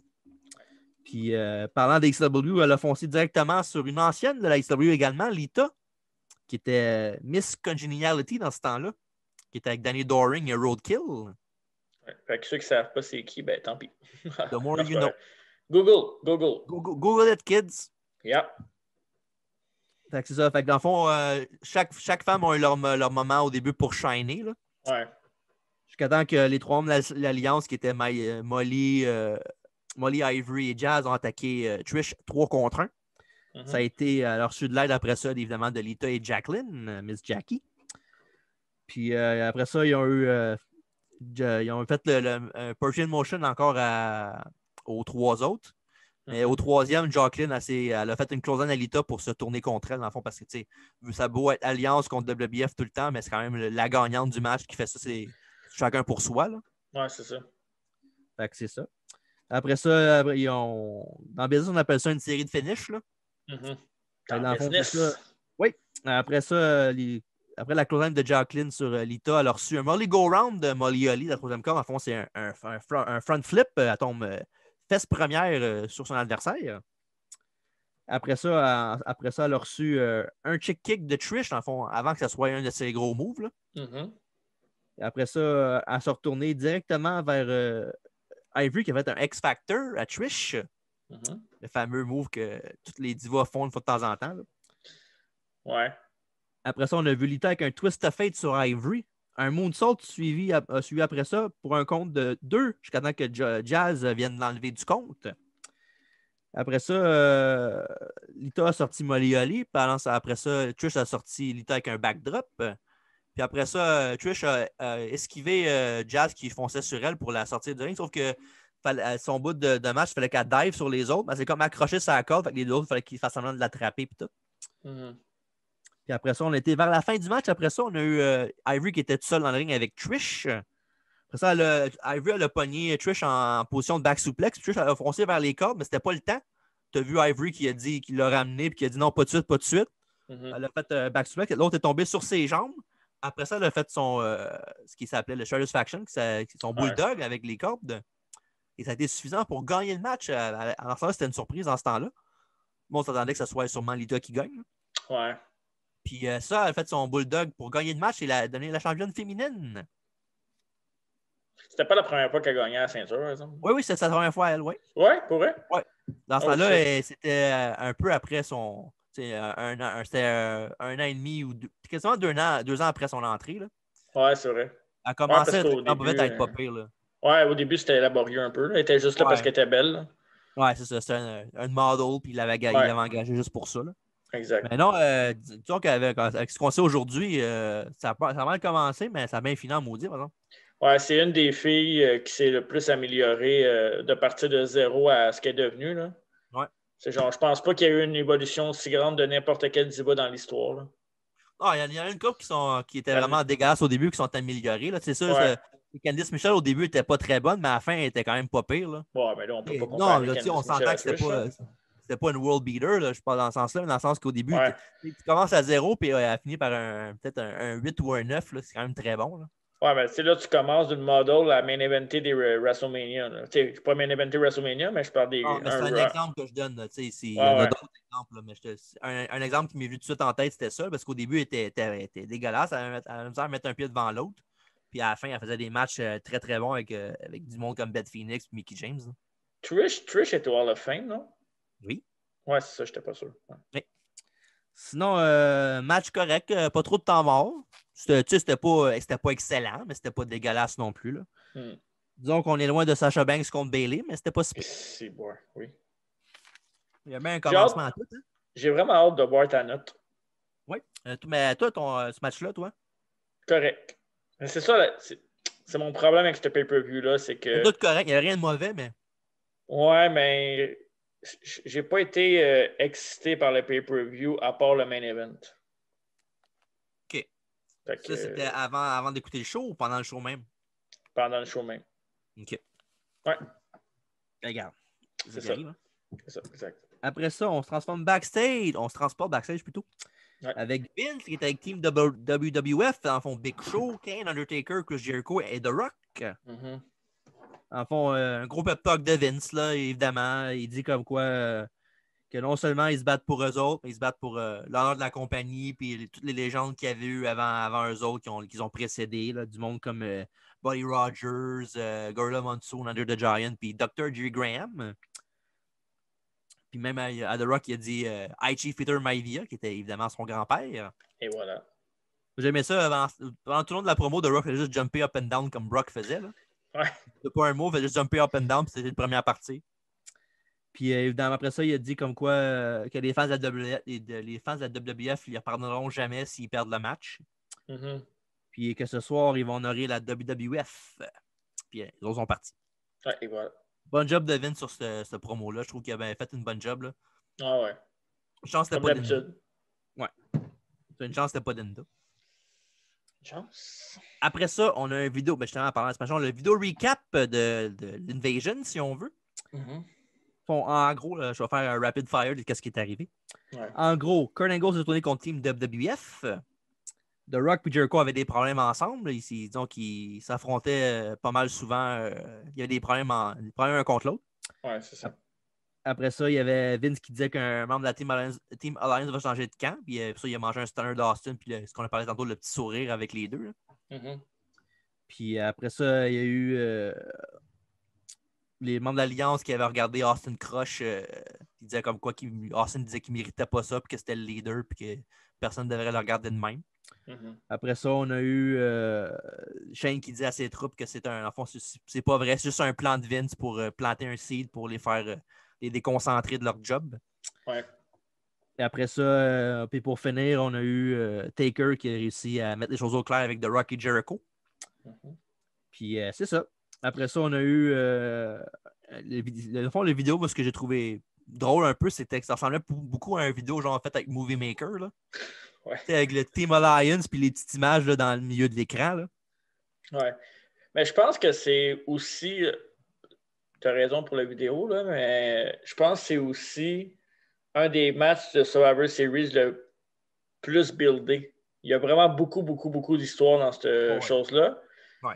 Puis un des mieux buildés aussi. On s'entend que WCW, c'est un peu de la bouette, mais tu sais, dans le sens que tout marchait, chaque lutteur avait quelque chose ensemble. C'est tous des bons lutteurs, c'est tous des bons entertainers. Il n'y a pas vraiment de mauvais. Il n'y a pas de mauvais dans ce match-là. Là. C'est vraiment de superstar là, dans ce match-là. Là. Ouais. Je sais pas, toi, tu as regardé la version Network, j'imagine? Oui. Okay, parce que moi, j'ai regardé la version ici qu'on a là. Oh. La version DVD, parce que moi, je l'avais. Oui, c'est ça. Puis, toi, tu avais une tune générique là, pour le recap. Là. Ouais. Moi, j'avais la tune thème de l'événement, la tune Control de Puddle of Mud. Oh, yes! Donc, j'ai vu les deux versions back-to-back, puis c'est une grosse upgrade, mettons. Là. Ouais. Mais évidemment, le Network, ils ont coupé pas mal de chansons d'artistes connus, là, parce qu'il n'y avait pas tous les droits, évidemment. Mm-hmm. Puddle of Mud, c'est vieux, ça. Ça, c'est un groupe de l'époque, ça. Ça trahit notre âge. Je sais pas si tu te rappelles de Puddle of Mud, le chanteur ressemblait pas mal à Edge aussi. Oui, c'est vrai. C'est vrai, hein? Calice. Ouais. Bref, on est rendu au milieu de la soirée, le match numéro 7. Winner take all. Oui, le 5 contre 5 Survivor Series style. Yes. Avec Team Alliance, Shane McMahon, RVD, Booker T, Stone Cold Steve Austin et Kurt Angle. Woo! Un bon team, mais comme on dit tantôt, à part RVD, Booker T, il n'y a pas vraiment grand sauce Alliance dans ECW et WWE dans le match. Mais c'est pas grave. Puis ils ont affronté, évidemment, Team WWF, Chris Jericho, Undertaker, Kane, Big Show et The Rock. Ils nous ont montré les deux locker rooms, ont regardé attentivement le match sur leur moniteur. Mm-hmm. Puis au départ de ce match-là, c'était censé être Vince qui était dans Team WWF pour affronter Team Alliance. C'est vrai. Mais je pense que Vince était blessé legit ou je sais pas trop. Puis à sa place, ils l'ont switché pour Big Show. Aucune chance que Big Show se tourne contre ses partners, c'est pas son genre. Surtout que c'est un WCW guy. Hein. Ouais, mais en sachant ce qu'on sait là avec ses 56 000 heel turns. Ouais, c'est ça, exact. Comme un faux red flag qu'on voit. Quelqu'un qui n'aura pas vu ce show-là et qui ne sait pas ce qui arrive à l'époque va penser c'est sûr qu'il se tourne contre son équipe là. Ouais, exact. C'est ça. Rock et Austin ont commencé ça en se fonçant dessus puis en se tapant sa gueule. L'histoire du début de match, c'est que peu importe ce que Team WWF font, Shane McMahon vient casser le pin à tous les fois. Ouais. De même que Jim Ross, au commentaire, 2 premières fois, il dit rien. Après ça, il dit c'est 20 fatigant, lui. Ben ouais. Puis, dans le fond, ça, Walls of Jericho sur RVD que Shane vient casser. Kane avec un flying clothesline sur Angle que Shane vient breaker le pin encore. Après ça, on a un neck drop de Taker sur Booker T que Shane vient encore briser. Puis, en fond, Shane est toujours là. Et voilà. Après ça, il y a Big Show qui a reçu une hot tag de Undertaker. Il était une maison de feu contre l'Alliance. Il a ramassé tout le monde jusqu'à temps qu'il se fasse bloquer. Pardon. Il se fasse bloquer son chokeslam par Angle, qui a fait un Angle Slam. Ça a été suivi d'un Scissors Kick avec un Spinner-Rooney, évidemment. Qui était après ça suivi avec un 5-star fucktage de RVD, qui a été suivi par un Big Elbow de la 3e corde de Shane pour éliminer Big Show. Ouais. Bon, ils ont éliminé le gros lutteur avec une finish. Un classique. Le gars qui n'était pas supposé être là non plus. Ouais. En fond, c'est une bonne idée. C'est classique. Ouais. Après ça, on a Shane qui reçoit la monnaie de sa pièce parce qu'il a le dos tourné, puis The Rock est là, l'autre bord, mais il s'en rend pas compte. C'est le début de la fin pour Shane, parce qu'après ça, chokeslam de Kane, après ça, un tombstone de Taker, suivi d'un Lion Sword de Chris Jericho pour éliminer Shane McMahon du match. Mettons qu'il y a juste avec le chokeslam, il aurait eu assez. Ouais, ça, c'est sûr. Mais, ouais, c'est ça. Shane puis Big Show qui partent en premier, ça, c'est best for business. C'était à prévoir, là. Ouais, c'est ça. Tu élimines les 2 moins bons du match, on est d'accord? Ouais, c'est facilement. Facilement, ouais. Après ça, autour de Jericho de se faire malmener par le Team Alliance, ça dégénère et maintenant tout le monde est là et qui se frappe sa gueule. On a l'impression RVD qui en profite avec un sidekick à la 3e corde sur Kane pour l'éliminer du match lui aussi. Ouais, surprenant comme finish, pareil. Hein? Surprenant comme finish, mais le Survivor Series match, les moves, on dirait qu'ils éliminent le monde plus facilement avec les moves. Ouais, ça marche souvent, là. Ouais, c'est ça. Puis regarde, Bye Bye Big Red Machine, c'est rendu 4-3 Team Alliance. Puis regarde, on parlait de Big Show et Shane qui sont éliminés back-to-back, les 2 pires. Le 3e pire, c'est lui, c'est Kane. C'est Kane, et voilà. Ça a bien du sens. Chris, c'est du bon booking dans ce temps-là? Ben oui. À certains points, là. Ouais, c'est ça. Ouais, c'est ça. Pas tout. Disons que tu vas regarder sur Survivor Series 2001, tu vas regarder sur Survivor Series 2020, puis il y a des grosses chances qu'elle soit différente. Bon, dans le bon sens. Bref, c'est ça. Taker qui ramasse tous les gars de l'Alliance un par un dans le coin avec une close line. Ouais. Un last ride sur Kurt Angle. Et pour ça, Booker T est avec une chaise, mais Taker, il l'a vu venir puis il a crissé une big bull pour faire tomber la chaise. Et après ça, malheureusement, il s'est retourné vers Austin qui a fait un stunner. Et après ça, il a mis Angle sur Kurt. Angle sur Kurt. Angle sur Taker et c'était suffisant pour éliminer Taker. Ouais. Oui. Et on voit l'Alliance backstage qui célèbre et pendant que Team WBF s'inquiète. Pauvres autres. Ouais, je me demande qu'est-ce qui va arriver à la fin. Chut. Okay. Après quelques minutes de heat, Rock renverse un whip de Booker T qui rentre dans Kurt Angle. Le résultat, Booker T se retourne et puis il se fait roll-upper par The Rock pour un compte de 3, même si l'épaule de Booker T n'était clairement pas à terre. Là. Non. Pardon. Même Stephanie McMahon, backstage, j'ai vu, là, il l'a montré tout de suite après, puis elle disait son épaule était levée. Eh oui. Bien, y avait-tu une storyline après ça qui s'en suivait? Non, hein? Pas du tout, c'est juste un bot. Puis... Fait qu'elle a juste réagi comme n'importe qui. Quelqu'un à la TV qui aurait vu le match. Ouais, smart. C'est rare qu'on est dans la même phrase avec Stephanie McMahon, c'est bon. Oh, come on. Après une belle échange entre The Rock et... entre Jericho et RVD, ouais. On a eu The Whole Fucking Show. Oh, pardon. Qui est encore là? Oui, il lutte encore. Ben, il luttait. Non, mais il est encore dans le match. Ah oui. C'est ça que je veux dire. Oui. Voyons. Je me demandais, c'est pas là, il est encore là, dans le sens qu'il est encore là en ce moment dans la vraie vie. Puis j'aimerais ça que tu arrêtes de dire des gros mots. Il y a peut-être des enfants qui écoutent avec leurs parents. Je ne penserais pas, mais on ne sait jamais. Tu mettras un avertissement au début, c'est pas ma faute. OK. On va faire comme... Rated R. Ouais, c'est ça, exact. Ça a été d'un split-legged moonsault, mais Jericho a mis ses genoux. Et après ça, Jericho il a fait un breakdown. Dans le fond, c'est un facebuster, un peu comme le stroke de Jarrett ou bien le skull crushing finale de The Miz. C'est la même chose. Ouais. Les bras de même, puis il fait ouais, tomber. non. Ah ouais, c'est ça. Arrête de me buter. Ouais, je te doute. OK. Puis ça a terminé la soirée pour M. Van Damme. On est rendu 3-3. 3 contre 3. 3-3, Non, oui. Ah non, 2 contre 3, pardon. Ouais, c'est ça. Ouais. Après ça, on a Austin et Angle qui coupent le ring en deux. Empêchant Jericho. Oui. Ils pourront plus lutter s'ils ont coupé le ring? Ouais, je sais, c'est pas vraiment smart de leur part. Ouais, OK. Puis, pour empêcher Jericho de taguer The Rock, son partenaire, le seul qui lui reste, dans le fond. Mm-hmm. Puis, Jericho et Austin ont fait un genre de petit botch, si on veut. Je sais pas si t'as remarqué, là. Jericho, il avait whippé Austin dans les cordes, puis Austin, il a comme foncé à côté de lui, puis l'autre, il est resté still, puis ils ont comme docké. Il n'a pas docké une close-line, je sais pas trop. Ouais. Non, je m'en souviens pas. En tout cas, ils ont botché ensemble, là, dans le fond, Austin a foncé sur Jericho qui est resté still, puis Austin aussi, puis là, ça a fait un moment awkward parce qu'ils ont fait un peu de lutte pas planée, si on veut. Ouais, ça se peut. Ça fait quand même une couple de jours que j'ai écouté le pay-per-view, fait que je m'en souviens pas, mais ouais, c'est ça. En tout cas, c'est ça qui est arrivé. Après ça, Jericho a fini par réussir à taguer The Rock. Mm-hmm. Puis il s'en est donné à cœur joie sur M. Angle. Ça s'est suivi avec un sharpshooter de The Rock sur Angle, et Angle a abdiqué. C'est quand même assez rapidement, quand même. Il n'a pas, pas essayé de pogner les cordes, il n'a pas essayé de. C'est louche. C'est quand même surprenant aussi pour quelqu'un que c'est un peu son dada, là, les soumissions.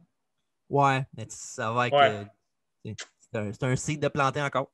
Et voilà. L'affaire que j'ai trouvé drôle là-dessus, c'est que, tu sais, aussitôt que Rock fait sharpshooter, il dit, Emil au commentaire, il dit, ah, ouais, mais je m'inquiète pas pour Angle, c'est un champion.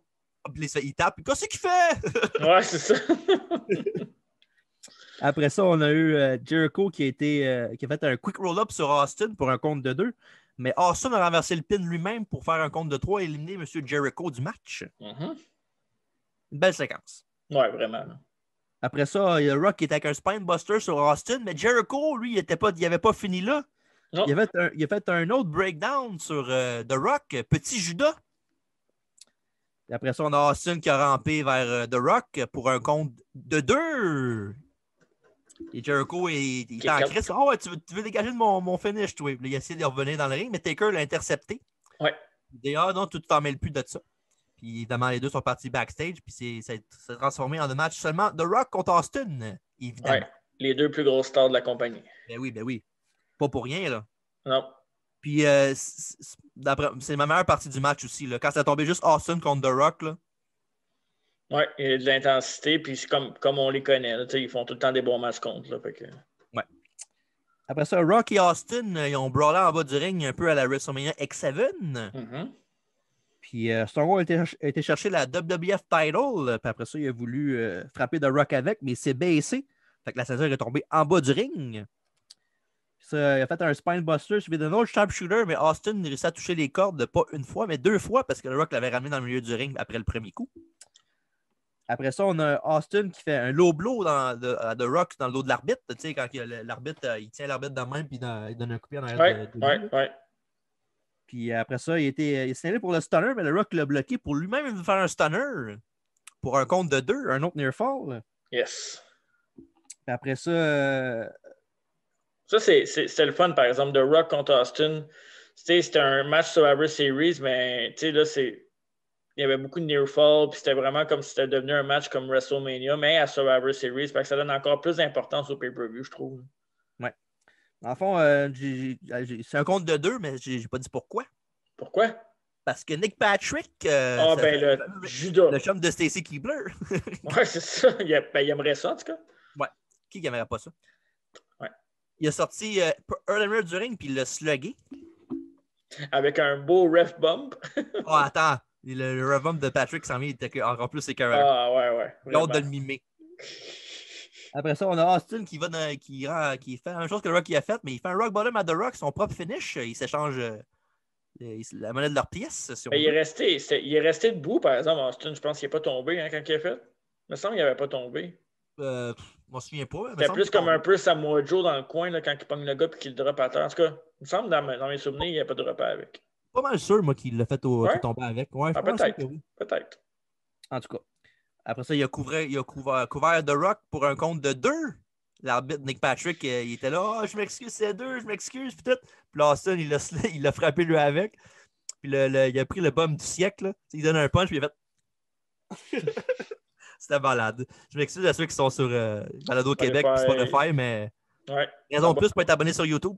Et voilà. En tout cas, un très beau sel de la part de M. Patrick. Après ça, on a eu un stunner de Austin, mais ça a été bloqué par The Rock qui l'a poussé malheureusement sur Earl Hebner qui s'était relevé. Mm-hmm. Et Earl est out en bas du ring.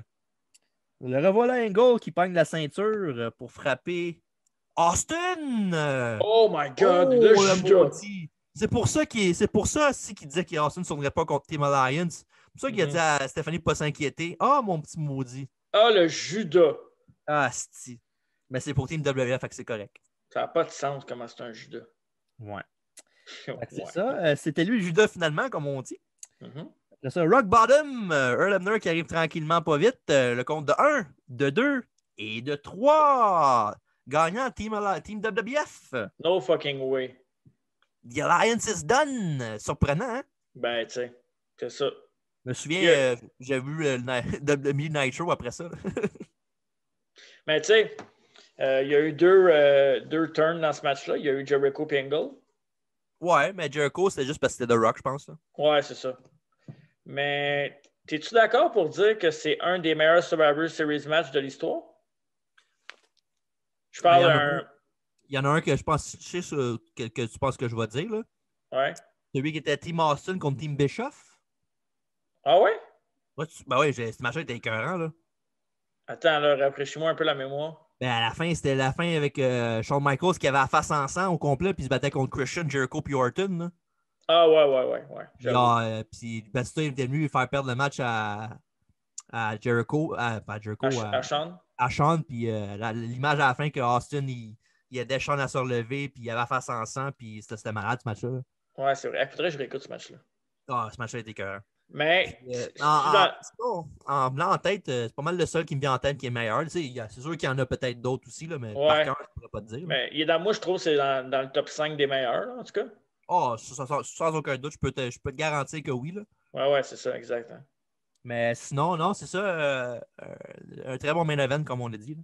Ouais, solide. Là. Puis, tu sais, toute l'historique de Survivor Series, tu sais, le thématique du pay-per-view, tu sais, ça devrait être tout le temps ça. Tu sais, souvent, dans les Survivor Series, tu regardes un peu dans l'histoire, tu as tout le temps deux big stars, puis le reste, tu as beaucoup de jobbers là, qui se battent dans l'équipe. Là. Mm-hmm. Tu sais, ce qui n'est pas mauvais dans un sens. Moi, je trouve ça quand même nice. Là. Ouais, parce qu'en même temps, il faut que tu élimines du monde aussi. Là. Ouais, c'est ça, exact. Tu protèges dans un sens, puis il y a toujours des rivalités contre, puis c'est correct que des mid-cards soient matchés avec ça. Mais là, c'était vraiment un big star match, puis je sais pas, tout était bien fait, les éliminations de la façon que c'était fait, le build-up de ce match-là était parfait. Puis on parlait de Survivor Series match. J'en avais un autre en tête que j'avais bien aimé le build-up puis le match aussi. Le match, je ne sais pas, mais le build-up était cool. Mm-hmm. C'est quand que Triple H avait promis des title shots à toute son équipe. Là. Ben, c'était un title shot? Ben, c'était avec Snitsky et tout ça. Là. Oui, ben, je pense que c'est Team Orton qui a gagné ce match-là. Orton avait mis Triple H à la fin. Oui, c'est ça. L'équipe gagnante, je me souviens, il runnait Raw une soirée, il me semble. Oui, mais Triple H, Triple H, me semble, il était champion dans ce temps-là, puis il avait dit... ouais. Il avait dit à tout le monde qu'il allait tout donner une title shot à tout le monde. C'était avec Edge, Batista et Snitsky, hein? Ouais, c'est ça. Ouais, puis c'était pas ce pay-per-view-là que Batista il avait pris à Bert la première fois, puis il l'avait regardé, genre? Quand Triple H n'étais pas là, ou c'est plus tard? Il y a des bonnes chances que c'était pas loin de là, mais je me souviens de ce build-up-là. Le match, je me souviens pas tant, mais je me souviens que le build-up était vraiment bon. OK. Ouais. Il me semble que c'était New Year's Revolution, je pense, dans ce temps-là, l'affaire que je dis, là, que Batista il était ça dans le locker room, puis la Belle était à côté de lui, puis il l'avait pris dans ses mains, puis il l'a regardé. Ouais, Asti, c'était cool, ça. Tabarnak, c'était cool. Mais pour revenir à Survivor Series 2001, on voit Eamon qui a la bouche grande ouverte, il n'en revient pas pendant que Jared dit « T'as plus de job, bye-bye! » Puis on voit les locker rooms, évidemment. Stéphane McMahon qui est en pleurs, qui capote, qui crie comme elle seule sait le faire. Pauvre elle. Puis le locker room de WBF qui saute de joie Avec Edge qui saute dans les bras d'Albert.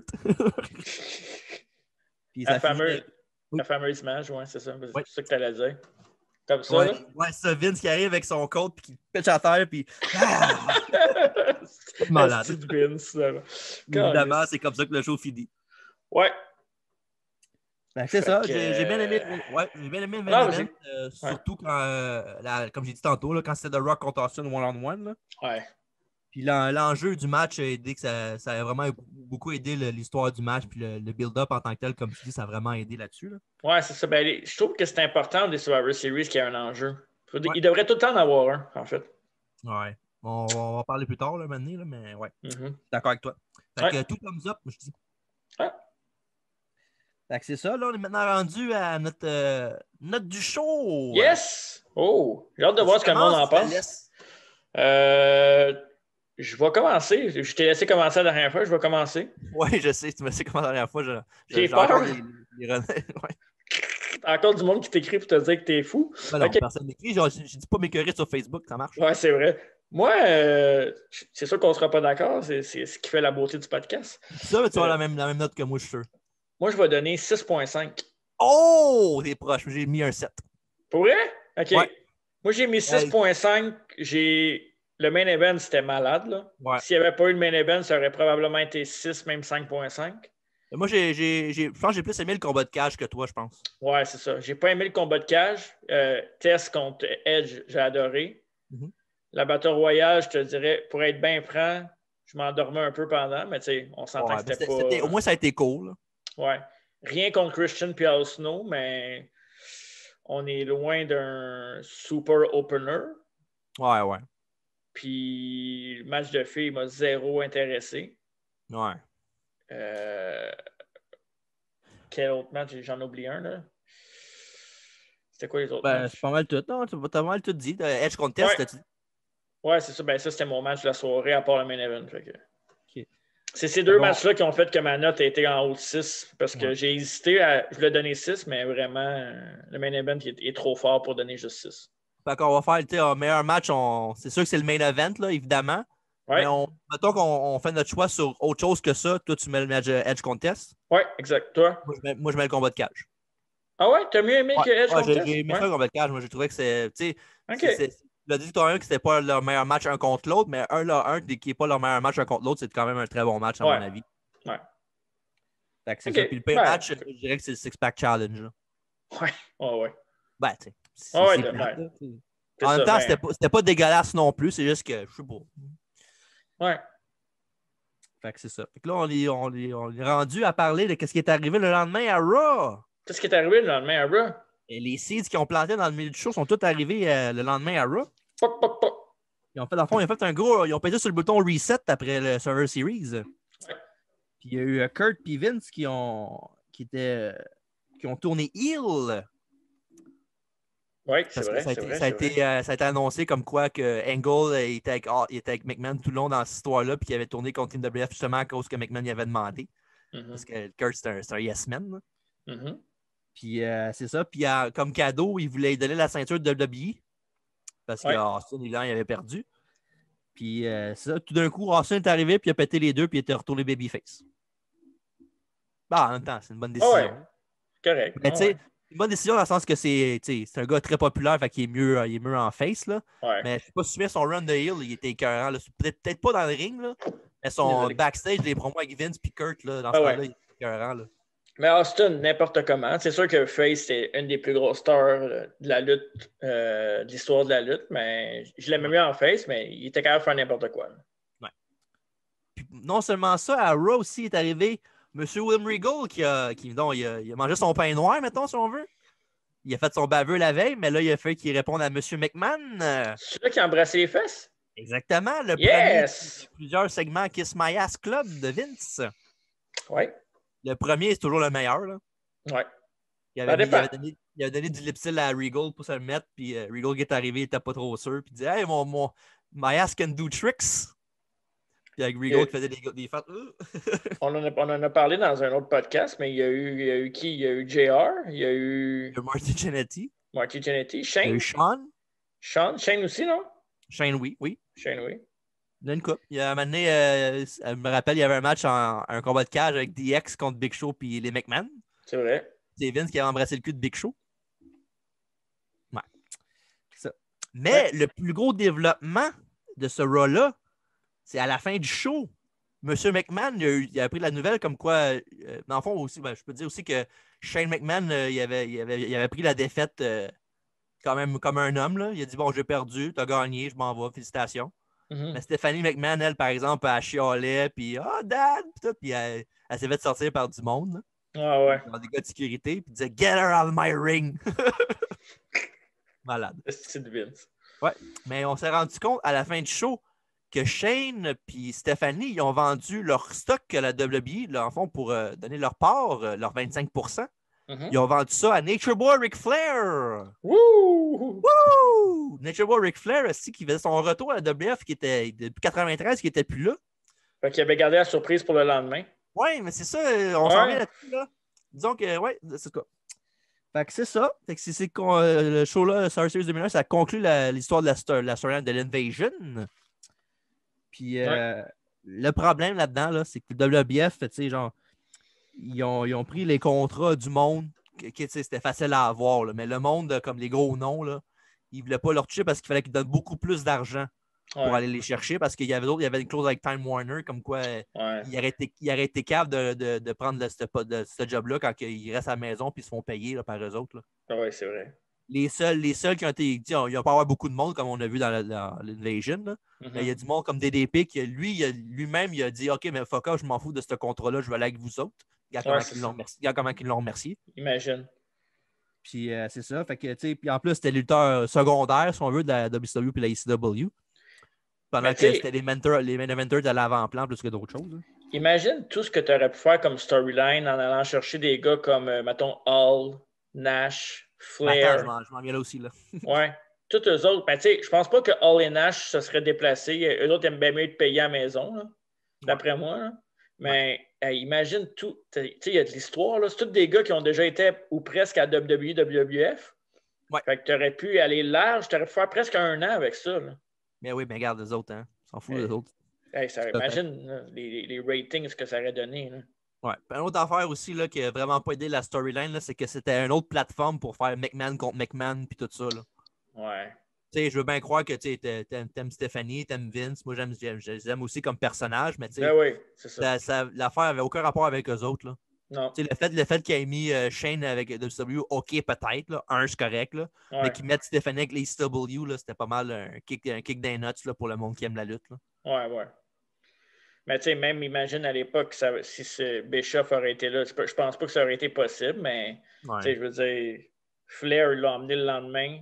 Tu sais, pourquoi tu l'amènes après? Tu sais, comme quand ça n'a plus de saveur vraiment. Je sais pas. Il y a sûrement des trucs contractuels là-dedans, mais t'aimes bien mieux avoir Flair au début de l'Invasion, me semble. Ouais. Puis c'était tout all about the McMahons comme d'habitude. C'est ça qui a fait que le reste était secondaire à ça. C'était pas mal eux autres. Puis le trois quarts du monde, Austin, les Angles, c'est pas des WCW guys. Là, Austin, oui, il a été un peu à WCW, mais Chris, il n'y a personne qui voit Austin qui dit il était à WCW. Il pense juste Stone Cold Steve Austin, WWF. Ouais.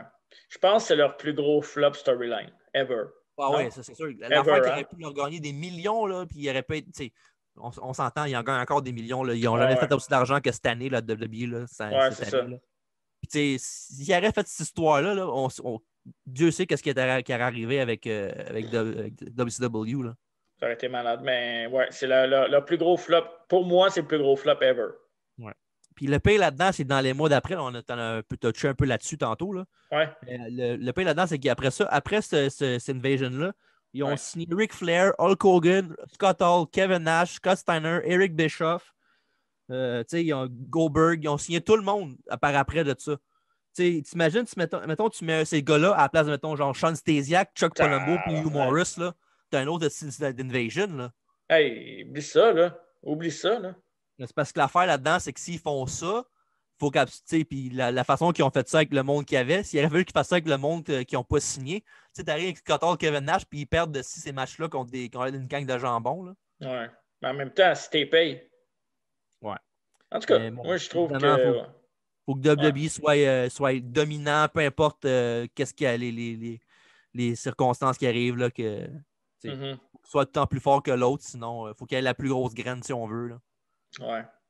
Dommage, mais regarde, il y a mieux flatter leur ego que faire de l'argent. C'est parce qu'ils font déjà de l'argent, fait qu'ils peuvent flatter leur ego en même temps.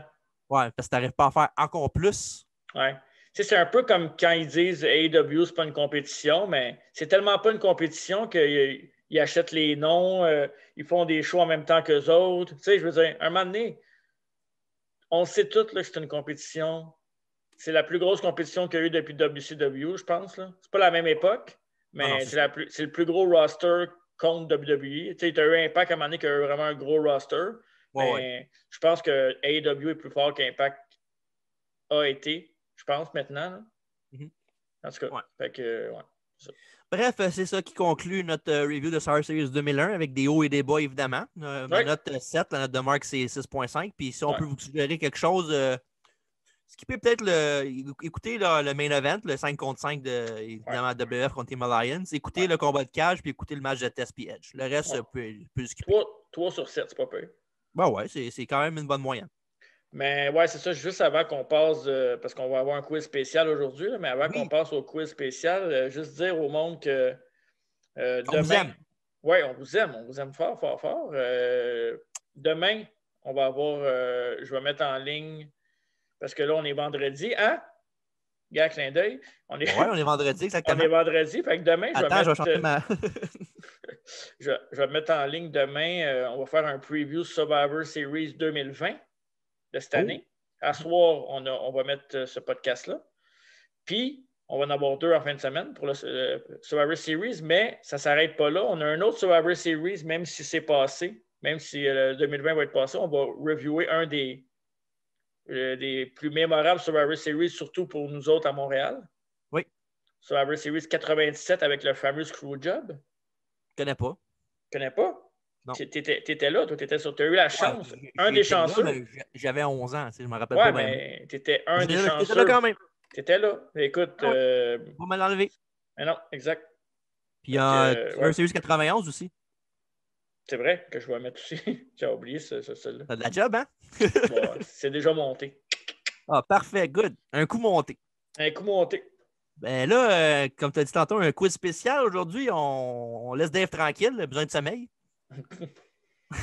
Fait qu'aujourd'hui, comme on fait comme vous autres, vous savez peut-être pas, mais on fait quand même quoi? Quasiment 1 an qu'on a commencé? Ça va faire 1 an. En fait, notre premier podcast qu'on a fait. Ça fait 1 an là. Ça fait 1 an. Ah oui, on a fait un Survivor Series special pour le premier show. C'est première année. On va faire une petite édition spéciale pour nos 1 an là, à fin novembre. Un remake? Ouais, c'est ça, début décembre. On va faire de quoi de spécial avec ça. Fait que restez à l'affût. Ouais, puis il y a un autre gros show de NXT qui s'en vient aussi. C'est vrai. War Games. C'est vrai, ça fait longtemps qu'on n'a pas parlé de NXT en plus. C'est vrai. On pourra tout parler de ça quand ça va être rendu à ce show-là très, très bientôt. Yes. Fait que ça, on va mettre tantôt une édition spéciale du quiz. Aujourd'hui, on fait comme dans le temps, nos premiers épisodes, on fait un quiz à une personne seulement. Oh, shit. Ça va être en fond, c'est moi qui ai les questions cette semaine à Marc. C'est moi qui vais poser des questions quiz. Le même principe que d'habitude, sauf qu'il va être tout seul. Fait qu'il n'y aura pas de doigt de réplique, puis ça va aller plus vite. Fait, je peux perdre puis gagner en même temps, puis je suis correct. Tu gagnes, no matter what, tu es tout seul. Yes, enfin. Bravo, ouais, ta suite est finie. Et où ma ceinture? OK. Elle sait pas. OK. Bref, es-tu prête? Ouais, t'as combien de questions? Ben, comme d'habitude, 10. OK, parfait. Moi, j'adore faire ça, des quiz, fait que j'aurais pu t'en faire 20. Ouais, je sais, toi. Bref, c'est ça. Question numéro 1. Uno. Oui ou non? Je commence pas ça, toi, là. En 1987, au premier Survivor Series, lequel de ces équipes n'était pas dans le combat 10 contre 10? Dans le fond, tu sais c'est quoi je veux dire dans ce temps? Non. Quelle équipe dans le sens quel tag team? Parce qu'il y avait les combats 5 tag teams contre 5 tag teams. Ah ouais. Tu veux savoir quelle équipe qui n'était pas dans ce match-là, c'est ça? Exactement. Dans mes choix suivants. Quelle année? 87. OK. Réponse numéro 1, les Brainbusters. Réponse numéro 2, les Bolsheviks. Les Islanders, pas de New York, là, et les Young Stallions. Oh, OK.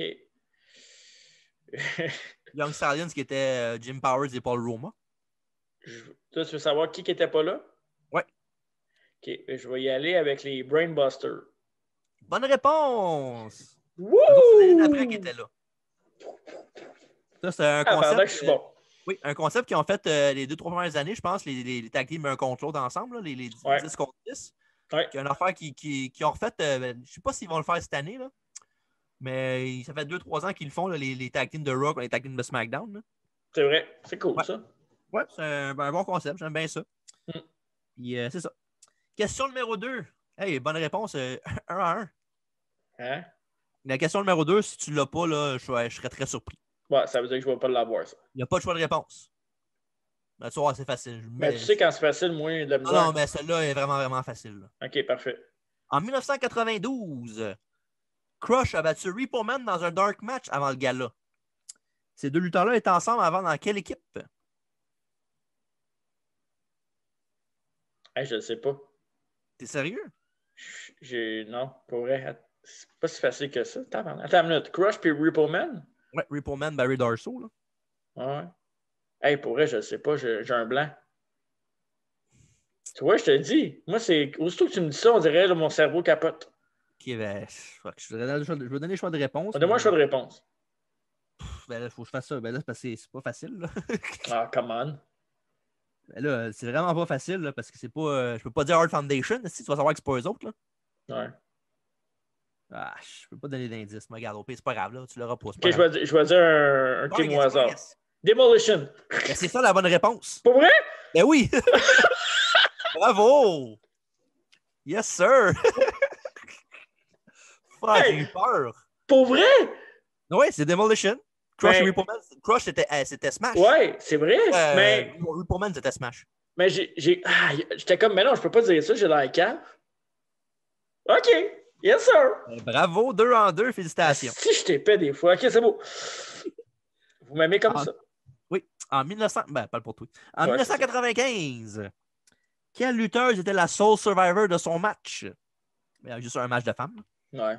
Est-ce que c'est A, Bertha Faye, B, Alundra Blaze, C, Aja Kong ou D, Bull Nakano? Je vais dire Aja Kong. Aja Kong. Bonne réponse. Tabarnak! Hein? Ben, bravo. C'est dommage que ça ne soit pas contre moi. Calisse. Je suis bien bon quand j'ai pas de pression. ça doit être ça. Ouais. Prochaine fois, on va faire un quiz, on te le dira pas. Ouais, c'est ça, parfait. En 1999. Quoi trop, hein? Question. Ouais, quoi trop? Quoi trop. En 1999, Big Show a attaqué ses partenaires avant son match d'élimination. C'était Kai Entai et quel autre lutteur?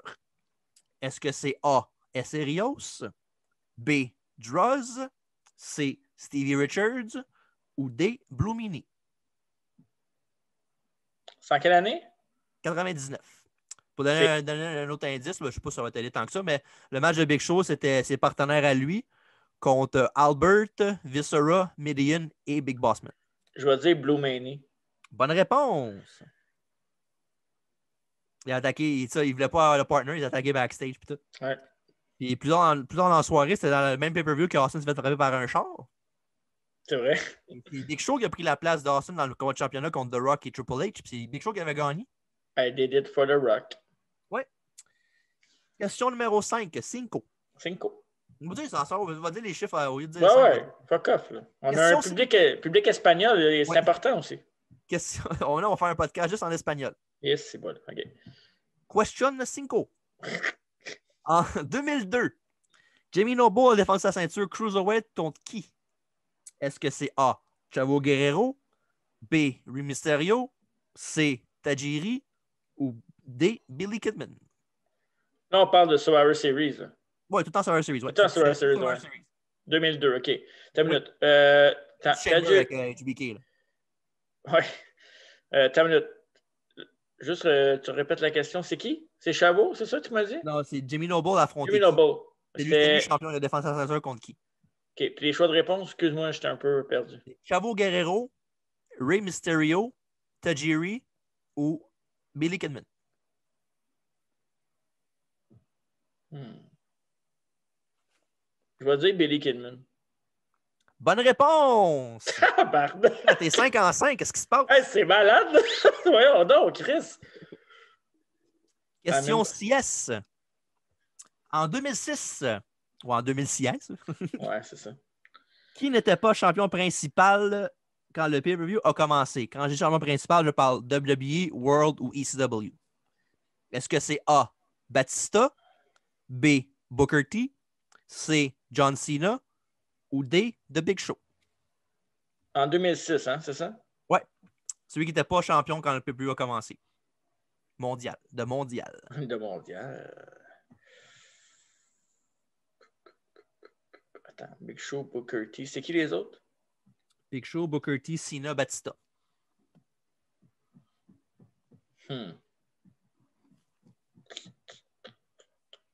Est-ce que la streak va continuer? Je pense pas. Tu dis ça, mais on ne sait jamais. Celui qui n'était pas champion, hein, c'est ça? Oui, exactement. J'hésite entre deux, mais je vais dire Batista. The streak continues! Oh! Wow! Booker T était champion World Heavyweight. Big Show, SCW? Oui, puis Cena, WWE. Ouais, c'est ça. Mais la colle là-dedans, c'est que dans ce show-là, c'était Batista contre Booker T, puis Batista avait gagné. Ouais, c'est pour ça En sortant du show, il était champion. C'est ça, exact. Exactement. Yeah! Bon, félicitations, Yeah! t'es en feu. Il fuego. Question siete. Ça n'a pas d'allure. En 2009. 2009. Ouais, c'est... Kofi Kingston a battu Randy Orton pour être le seul survivant du match. Mais qui est éliminé avant ça? C'est arrivé back-to-back. Tu parles de Kofi, là? Ouais, Kofi, ouais. OK. Il avait battu Orton, mais avant ça, il a éliminé quelqu'un juste avant ça. Est-ce que c'est A, The Miz, B, Sheamus, C, CM Punk ou D, Ted DiBiase Jr.? La streak continuera pas. C'est quoi l'année? 2009.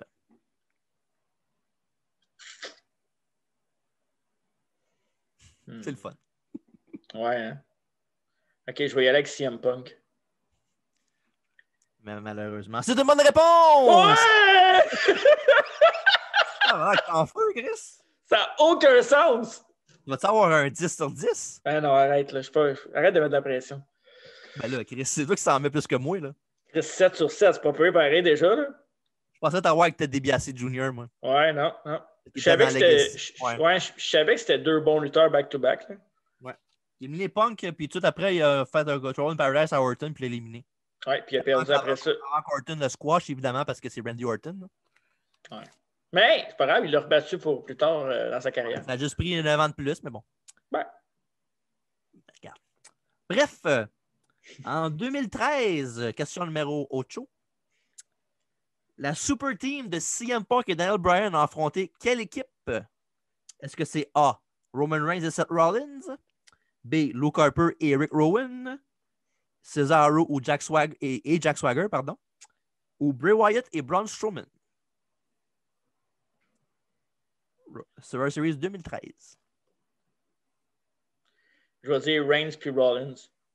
Ah, la streak se termine. Ah! Non, il a affronté Luke Harper et Eric Rowan. Dans le temps Bryan était en rivalité contre eux autres. Là. Ouais, j'étais pas sûr. Ah, si tu veux. C'est correct, c'est mieux de même. Ouais, t'as l'air plus humain de même. Ouais, c'est ça. Ouais. Question 9. Ouais. En 2015, dans le tournoi pour le championnat World Heavyweight qui était vacant, lequel de ces 4 lutteurs n'était pas dans le carré d'as, dans le fond, dans les 2 derniers matchs? Je sais quoi un carré d'as, c'est je dis pour ceux qui ne savent pas à la maison. OK. Ouais. Pas juste toi, c'est ça. OK, excuse-moi. Est-ce que c'est A, Sheamus, B, Dean Ambrose, C, Alberto Del Rio ou D, Kevin Owens?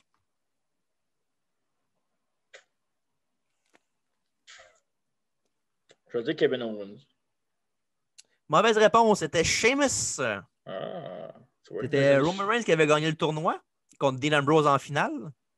C'est après ça que Triple H est arrivé puis il a voulu serrer la main de Reigns puis il a mangé un Superman Punch. Puis c'est là que Sheamus est arrivé avec son Money in the Bank puis il avait caché in. C'est vrai. Bon. Pas un meilleur moment de Survivor Series, mais bon. Non, vraiment pas. Ouais. Et question 10. T'en as manqué 2 sur 10 à date. 2 sur 9 à date, c'est bon? Ouais, c'est bon. Très bon. La prochaine question, la question d'hier, ça n'a pas de choix pas de choix de réponse. Parfait. En 2018, qui accompagnait The Bar dans leur match contre AOP? OK, c'est vrai, t'as pas de... Non, pas de choix de réponse. T'attendais, hein? Ouais, c'était... OK. Ben, vu que c'est 2018, je t'en donne pas, là. C'est quand même récent, là. Ouais, des fois, c'est plus dur, je trouve. Ouais, je sais, mais... OK. The Bar contre AOP. 2018. Ouais, The Bar était champion SmackDown, puis AOP était champion de Raw. AOP était avec Drake Maverick. C'est un manager, ça veut dire. Oui. Ben, ils les accompagnés. Ça veut rien dire. J'ai dit qu'ils les avaient accompagnés.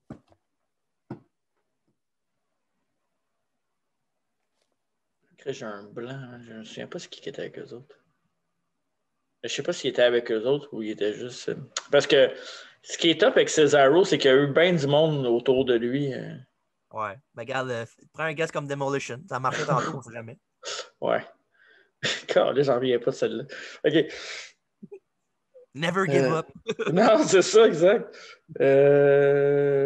Cesaro puis Sheamus. Tabarnak. Il était à SmackDown, eux autres? Oui. C'était les champions par équipe de SmackDown. Ouais, c'est ça. C'était champion contre champion. Exact. Le peu de temps qu'AOP était champion. Ouais. Tu sais, dans le temps qu'on faisait des poules, là, puis que tu les avais tout le temps, tu disais, un moment donné, ils vont être... Ben, il y avait un push avec Rollins. Hein? Ouais. Non, celle-là, je ne l'aurais pas. Mais...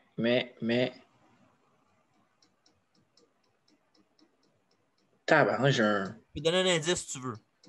Ouais, vas-y. Ouais. La personne qui était avec eux autres pour ce match-là, il était avec eux autres, mais ça n'a pas duré longtemps. Ouais, ça, j'imagine. Ouais. Ça a duré 2 mois, c'est déjà beau. Il est encore avec la compagnie? Ouais. Je peux te donner cet indice-là? Ouais, il Ouais. est encore avec la compagnie. Ouais. Ouais, de toute façon. Ouais, c'est ça. Ouais, il est encore là. OK. Je vais essayer un nom parce que j'ai vraiment aucune idée. OK.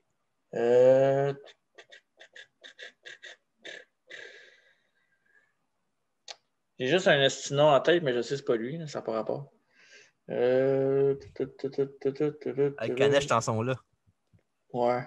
Non, mais ça, là, c'est vraiment vrai. Là. OK. Je te crois.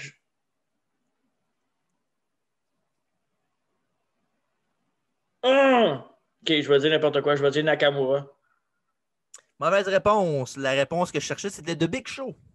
Oh, c'est bon. Ouais, c'est vrai. Ouais, mais non. Il a fait un heel turn, il était avec New Day, puis il s'est tourné contre New Day, il était avec The Bar. C'est dans ce match-là, la fin du match, c'est que Drake Maverick s'était pissé dessus. Là. Ah ouais. Mais il avait peur de Big Show, justement. Je ne l'aurais jamais trouvé. Okay. Je m'en souvenais vraiment pas.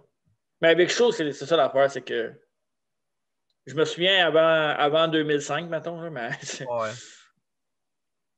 Bref, c'est ça. C'est la réponse à The Big Show. Mais regarde, Chris, t'as pas à rougir. Très bonne performance de toi dans ce quiz-là. 7 sur 10. Ouais, on va leur faire. Ça, c'est le fun, ça aussi, des fois. C'est vrai que c'est le fun. Hey, ça fait changement.